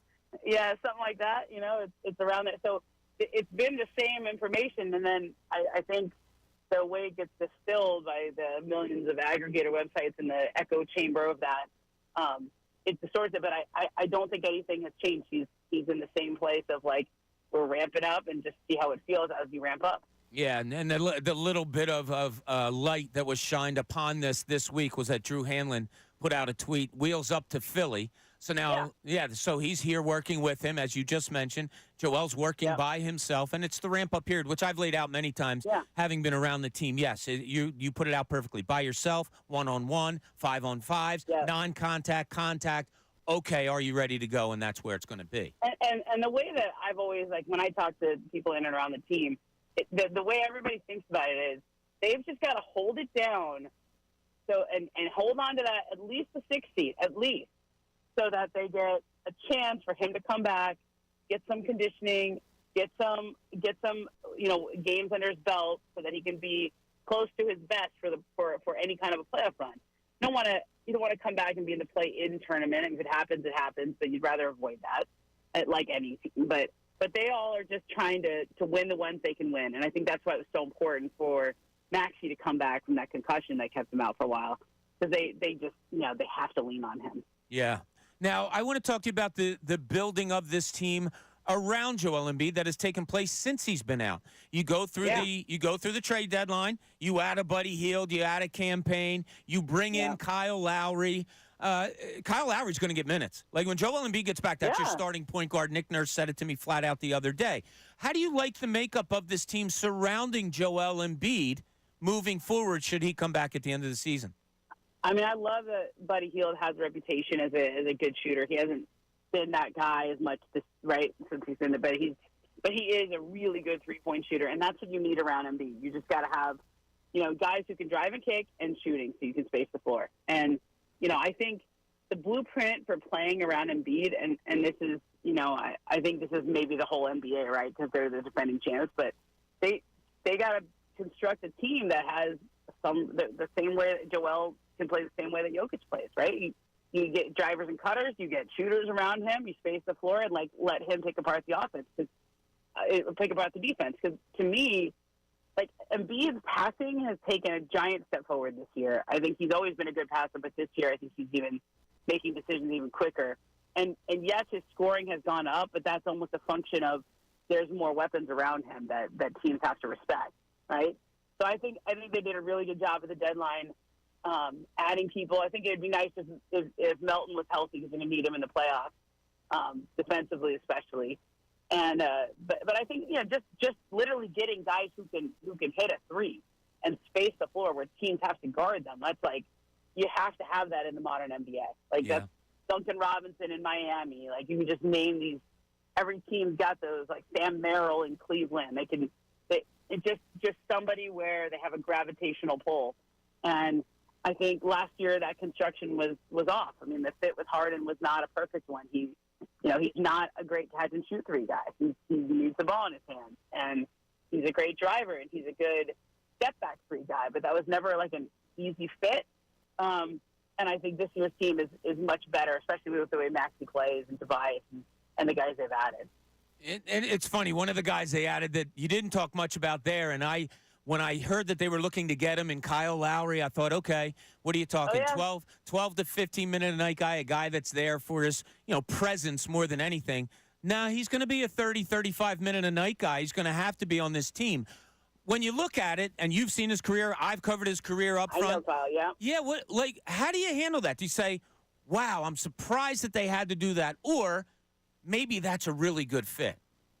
I think they should have got him a couple years ago. They tried to trade for him a couple years ago. Remember that? Yep, absolutely. And, 2-3 years ago it would have been even better for them in that role. There was still the Simmons issues going on at that point, but that's probably why it didn't happen back then, right? But I think Kyle cannot play that many minutes over the course of an 82-game season. But we saw this last year in Miami, for the playoffs in short periods of time, and it might not be every game. It might be every other game. It might be, 2 or 3. It's Miami doesn't beat the Celtics last year without Kyle Lowry. That dude he had an incredible series there. And I think, can you count on him in a 7-game series every single game to do 35 minutes and play at that level? Probably not at his age. But can you count on him to organize an offense, give you toughness and leadership? He's going to compete the hell. He's just going to compete. That's what Kyle does is, defensively, okay, he's older. What is he, 35, 36 now? Keep going. He's going to, he's going to compete, though. He's going to move his feet. He's going to be in the right positions to play good team defense. He can hit a big three for you. He can organize the offense, and that can just if he organized the offense, that lets Maxey become a drive guy. He doesn't have to do all of the organization of the offense. He can drive and kick. He can pull up and shoot. He can run around the perimeter and make everyone chase him. Kyle kind of unlocks a lot of things for them as long as he can play heavy minutes. And even if he plays 20 minutes a game, that's huge for them. He'll make a difference. For the basketball IQ. Yeah. It's funny, we're in tournament time now, and with the NBA playoffs coming up, I think we tend to label teams or schools, however you want to say it. So you might look at the tournament bracket and say, "Oh, watch out for that team. They're a little tricky. They're going to be hard to get by." How would you label the Sixers if Embiid comes back? Are they the team that nobody wants to face? Are they a serious contender, or are they somebody you just kind of have to keep an eye out on? Well, I think that's the biggest wild card in the Eastern Conference. To me, what's the Rick Pitino line? Larry Bird's not walking through that door. Well, Joel Embiid might walk through that door. Joel Embiid is the reigning MVP. Might walk through that door, and they've held it down pretty well without him. So if you get the reigning MVP back and he's going 35-40 a night, which is what he can do, nobody wants to face that. And okay, let's look at the standings right now: Boston, Milwaukee, and then Cleveland, New York. I don't think either of those teams want to play the Sixers in the first round. Yeah. That's a tough matchup. Neither of them. Both those teams are known for toughness. They got big guys, so it's not something they would fear in the way that a team that doesn't have interior defense and toughness. But I don't want to play Joel in the first round. No thanks. It's funny. If you earn the 3 seed and you play the 6. Ooh. Yeah, they were 26-8 with Embiid this year, playing really good basketball. Yeah. They had back then. They had Patrick Beverley and they had Marcus Morris. So I'm going to end this interview with you the way I ended it with Nick Nurse the other day. All right, let's do it. If Joel Embiid comes back, is this team better than the team they had at the beginning of the season? Yes. What you said it as quickly as he did.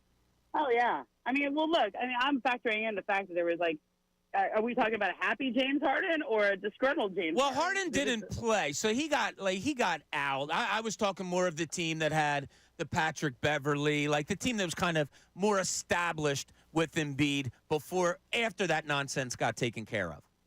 Yeah, I still think they're better. I think getting Buddy Hield was a big big upgrade for them. I mean, I still would have liked to see them get Drummond. Everybody would have, right? Like, they were close on that, and I don't think that was up to them. I think that was just Chicago wants to make the play, Right. you know? They just didn't do the fire stuff because they want to hang on to the 9 seed or whatever.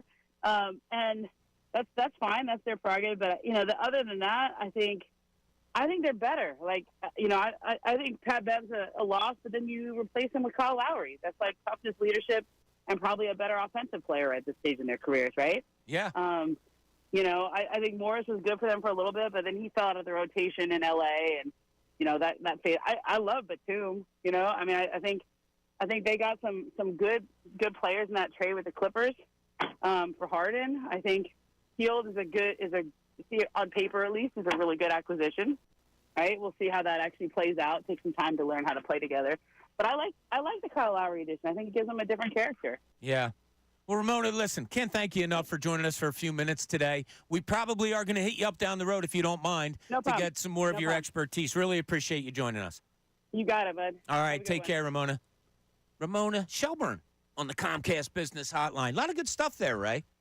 A lot of good stuff there. Yeah, and I love her honesty. How's this story changed? Like, the Sixers told us when he was going to get surgery, they hope he gets back at the end of April. Or I'm sorry, at the end of March or early April, and then can get ready for the playoffs. So they said that when he went into surgery. And then Ramona says a couple of weeks ago, yeah, he's still a long way away. Well, yeah, he's a long way away because it's still a month away. She's absolutely right. But now that the calendar goes on, people say he's closer. Well, yeah, he's closer simply because the calendar's moving, and that's what the Sixers said. And then when you revisit it, they say, yeah, we hope he's ready at the end of March, early April, so that we can get him ready for the playoffs. So she's right. She's not like coming on saying, yeah, you know what, she's just saying, yeah, it's kind of been the same, and this is the time he should be ramping it up. So, I don't know, do you come away feeling more positive, the same? What she says should tell you to, all right, have the same expectations you had because nothing has changed. But we do have, you know, the Drew Hanlon thing and all that. But where do you're just sitting on the fence watching still, right? Like we all are, I guess. I mean, I think the one thing you take away encouraging is that nothing has changed in terms of it hasn't gotten worse. There isn't here's something we heard that's leading us to think it's not going to happen the way we anticipated happening. I think that is the encouraging thing that came out of that conversation. Yeah, she's just really, really good and has great sources. Right away, last question I asked of Nick Nurse when I was leaving his office the other day. Hey, is this team better than it was when the season started? Yep.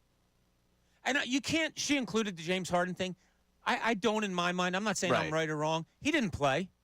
He wasn't a part of this. He was part of the. Right. The beginning of the season, I think a lot of people just the post-Harden trade Sixers leading up to Embiid getting hurt. That's the chunk that I'll remember is the beginning of this season. Right. Like okay. That's the group that I would compare it to. Yeah. Because if you're comparing it to the pre-Harden trade, like, I don't know, the PJ Tucker fit better than the fit over, like, you know, than Batum for you, which, yeah, by the way, it is. But, like, just looking at that type of, like, that construction of the team, to me, doesn't do much for me. Looking at the one that I actually got to see on the floor for an extended period of time does more for me. And I appreciate that if you want to talk about things to be encouraged by, her saying, yes, just right away, point blank, this team's better. I feel good about that. And then breaking it down. Better. You know, Kyle Lowry, you're getting more offense. You're getting probably the same type of defense as a Patrick Beverley, but he brings more to a team as far as leading it. You can lead with toughness, and you know how I feel about leadership, but you can do all that. Kyle Lowry's leading in that. He's dribbling the ball at the floor and saying, no, you get over there, you get here. We're not running that play. We're running this one. Patrick Beverley, for the good that he brought you, he wasn't doing that. He wasn't looking at Tyrese Maxey and saying, no, we're not running that play. Go back over. Come off of a screen on the opposite side of the floor because I'm going to throw you a weak side pass, which you're going to then catch on the run and be able to go to the basket. Those things weren't happening with a Patrick Beverley. Nick Batum that she brought up, and I think I've brought this up numerous times, that I have one guy that gets on me all the time. God, you bring up Nick Batum like he's a major piece. No, but he's a glue piece that you need. I really do feel that, and I think he fits in perfectly when this team is fully healthy alongside of a Joel Embiid doing some things there. I like what Ramona had to say, and I thought her best line was the Rick Pitino line. You know, how's your team going to get better? Well, Larry Bird ain't walking through that door anytime soon. She said, well, guess what? Joel Embiid is walking through that door sometime soon for the 76ers. But if you're a fan, that kind of is like, Yeah. I mean, hey, listen, I was ready to get fired up in here. And the one thing that I will take from that as well, I hate the Chicago Bulls. Do you? Yeah. You're the organization of Jordan. You're the one that won all those titles. And you're telling me you held on to Andre Drummond for the hopes of making the play-in? So you're holding something you. against them that's 25 years removed? No, it's the Drummond thing. It's barely Why'd you bring up 25 days. Jordan? Because, it used to be this prestigious organization here. You think about the Bulls. I think about the intro music. I think about, The Last Dance, Jordan, the whole thing. I think about, champions. And you're telling me that this once proud organization is holding on to Andre Drummond for the hopes of making a play-in tournament? Screw you. Screw you, Chicago. All right, I'll give you that. Yeah. I don't have the hate for the Bulls. I do now. At all. This is new. Oh, this is new. It just arose. This is like literally the last 10 minutes. It seems like it's been building because you brought up Last Dance, you brought up championships. I think it's been stewing in your stomach a little bit. No, because I respected the whole Bulls thing. They've been irrelevant for quite a while now. They have been far off the landscape of winning something for quite some time. That is true. I haven't had to have really an issue with them. But I did respect them in being, they were the organization that had Michael Jordan, the championships, the whole thing. I could still see, one of the great things I got out of The Last Dance, because, I wasn't around to experience all that, was, the intro, the music, the intro. I love the video they had for it, going in there, introducing Jordan, the whole thing. Had tremendous amounts of respect for the Bulls organization, thought they had fallen on some tough times. And you know what? It's been kind of simmering, I think, because they did the whole, we're going to keep this big three together of Levine, DeRozan, and Vucevic. They've done nothing as a big three. Big three, I think, is a... That's not a big three. It's a terrible phrase. But they said it. They're keeping their big three together for postseasons, whatever. I think it's been simmering with that comment. And then to hear that, you know what? They kept Andre Drummond to go for a play-in. You're telling me you were the organization of Jordan. You were champions. And you're telling me this is the way you run now? Let's be the 9 seed. We'll keep Drummond to be the 9 seed. Screw you. Screw you. Who is the team in sports that you hate the most? Because I'll tell you mine. It's from growing up, and it's not even. There's not a close second, and that's the Boston Celtics. Can't stand them. Hate them. Hated the fact that their fans just seem to be so into every game when I was a kid on TV, more so than any other team that I watched. And then I get into the profession, and, you put all those feelings aside, but you're up there, and you can't help but remember your younger years when you're a little kid and you have a basketball in your arms and you watch the Sixers lose to them in the playoffs and you go out to the court with tears in your eyes because you're so pissed that they lost again to those dreaded Celtics. And then getting up there and watching their fans and seeing the green, and it's just like, nobody comes close in my lifetime to the Boston Celtics. However, I do have a caveat to that. My favorite player to watch all-time non-Sixers is a Celtic. Oh, I've heard you say this before. Yeah, Larry Bird. I'll say it quietly so nobody overreacts. Yeah, nobody heard it. I just appreciated this game. Yeah, I understand that. Yeah, so who's your team? Probably the Mets for me, just because of growing up, like the 07, 08, like the back and forth, team to beat stuff. Like I really was into that. I really, I hated Johan Santana with, a burning passion. Like, I was just, there was a group of guys, like the Reyes Rollins back and forth type thing. Like, I was just so Phillies'd up at that time that anything about the Mets I despise. And now watching them become the organization they've become has been really, really sweet for me. Because screw them, too. I hate them, too. But the Celtics are getting up there. The more the Sixers keep hitting this second-round ceiling, the more the, just built-up frustration with the Celtics gets there. Yeah. And I've never seen an organization where players go to and fit into an organization the way they do up in Boston. Mm-hmm. I don't know if they teach them a different way to play. I don't know if, that's who they pick, guys that can fit their style. But it just seems like when players go there, Jason Tatum being a great example, they just become, in my mind, air quotes, Celtic players, where they just seem to do everything right and smart and well, and it bothers the crap out of me, Ray. I just can't stand it. I don't blame you. Okay. It bothers me, too. All right, when we finish up, we got last call coming up pretty soon for us here on the Midday Show. Before we take you to the best show ever with Tyrone, Ricky is back from jury duty.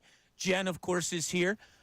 Before we get to them, we'll take an overlook of what's going on for tonight, what happened today, maybe so far in college hoops. We also have to finish out our bracket, right? We have about 10 more games that we have to do, so we'll run through them quickly because we need to go 16-0 today. Say that again. I'm sorry. Harper. Oh, my gosh, we have Bryce Harper news, too. Yes. So we'll get to should we do Harper now? Can we do him real quick? Or should we wait till When we get come back. All right, we'll do it when we come back. That's what we call tease here in the radio business. This is Midday Shows. Bob Cooney, 97.5 The Fanatic.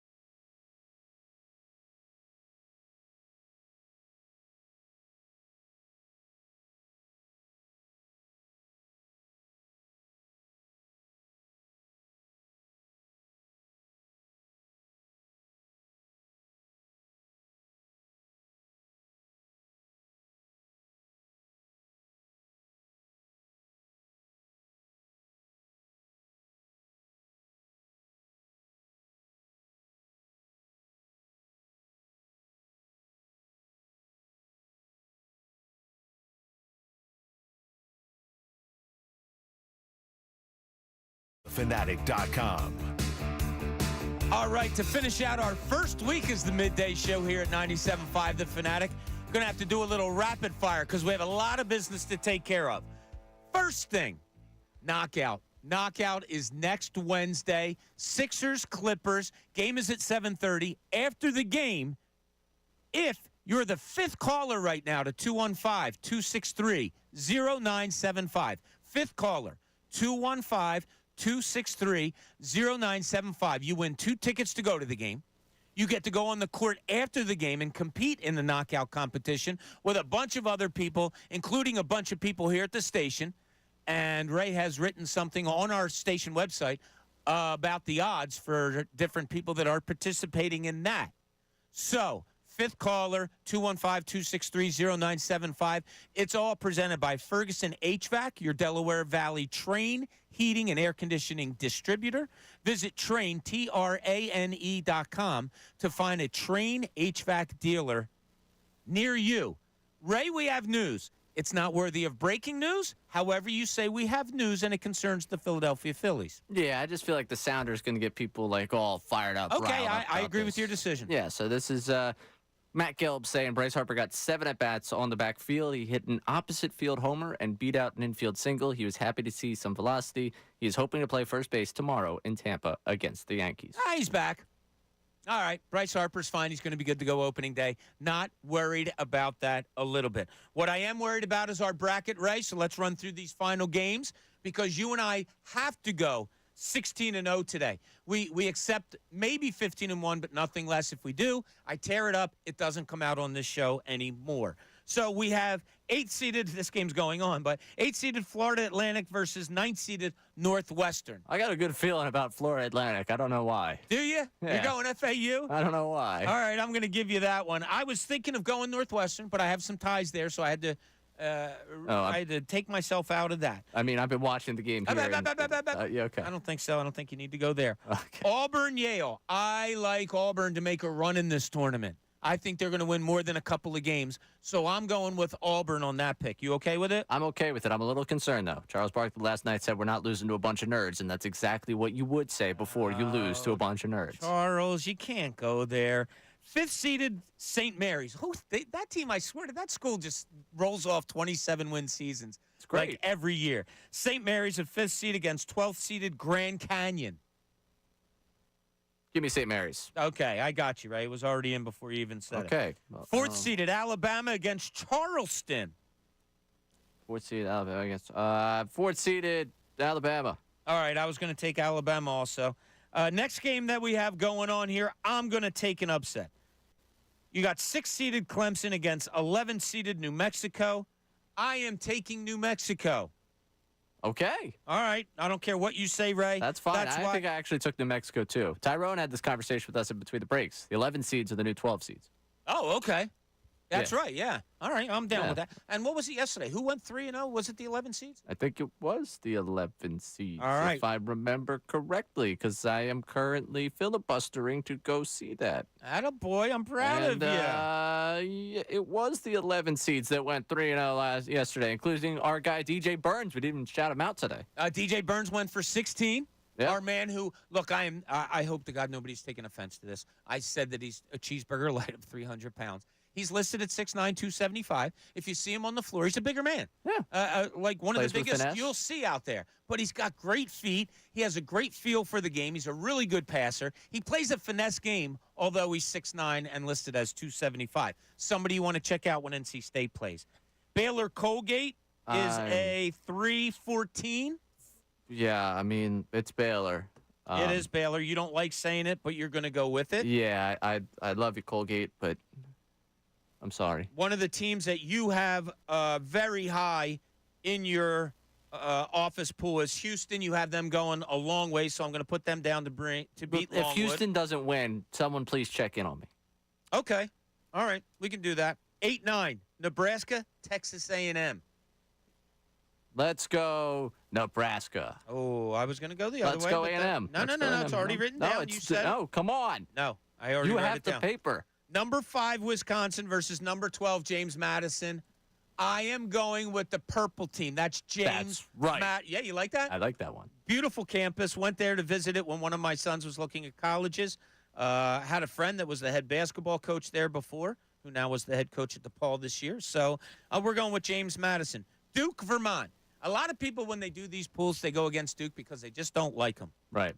We're not going to do that, are we? No, probably not. Okay. Yeah, we're going with Duke. I think Duke should win that one pretty handily. Florida, Boise State, Colorado. Who won that Boise State, Colorado game? Who was Florida playing? I have it on my sheet as Boise State, Colorado. Oh, it's Colorado. It's Florida, Colorado. Oh, yeah, Florida, Colorado. Colorado's actually favored in this one. 7 against a 10. Yeah, maybe we go Colorado. All right, we'll pick an upset Colorado there. State did terrible for that state yesterday, so Yeah, they scored 11 points in the first half. Colorado's got to step it up for them. One of my favorite teams in the country, Marquette, going against Western Kentucky. I'm in. I think we all love Marquette. I'm going to put them down for a couple of rounds here. Oh, that's Purdue, nice of you. the number 1 seed that nobody likes, they're going to win today. Yeah, They're not gonna okay. You don't want them to. Way to step out on a limb there. Yeah, so we'll 26.5-point favorites. see, that's where on FanDuel you put down $5 and boom, you win $200. I'm just saying. That's great. I Yeah. really hope. I know you're looking forward to Purdue. I'm looking forward to their exit. Yes. And last but not least, Utah State versus TCU. The Horned Frogs. Who do you got? You spent a lot of time in Texas lately. Hey, listen, if you want to go TCU, we go TCU. I'm asking you. No, it sounded like you were pretty fired up about the Horned Frogs. All right, here we go. TCU. It is. Wow, I would have went Utah State. That's kind of disappointing. Books. All right, tonight you do have Sixers going tonight against the Los Angeles Lakers, 10:30, right here on 97.5 The Fanatic. Check it out. Not feeling real comfortable about this game. Lakers score a lot of points. Sixers can't hang with a team just saying, yeah, let's go out and play ball and we're going to outscore you. They can't come close on that. And Tyrese Maxey not having a good game last game, it's just not a good remedy. I'm asking you tomorrow for your viewership pleasure, check out Oakland. And you got to check out our man, Jack Gohlke, who we've been talking about all day. The guy took like 355 shots this year. Only 8 of them were not three-pointers. And he knocked down 10 of them against Kentucky the other night. So make sure you check that out. You have the women starting this weekend also. I've told you all along over the last couple of years, I love watching Caitlin Clark. I like watching the way that Iowa team plays. If you haven't, give it a look. You're probably going to like it. It's good basketball, and she is just spectacular. Listen, I want to thank you for joining us on our first week of midday shows. Ray, thank you so much. Hope you have a great weekend. Hope everybody out there has a great, wonderful, safe, and fun weekend, and be nice to each other because that's a lot more fun than not. All right, we'll talk to you here on Monday at 10 a.m. Ricky Batalico, Tyrone, and Jen joining you next. Fanatic Sports Update. 76ers back in action tonight. I'm Ray Dunn. This update is brought to you by Indeed.com. You don't need a job.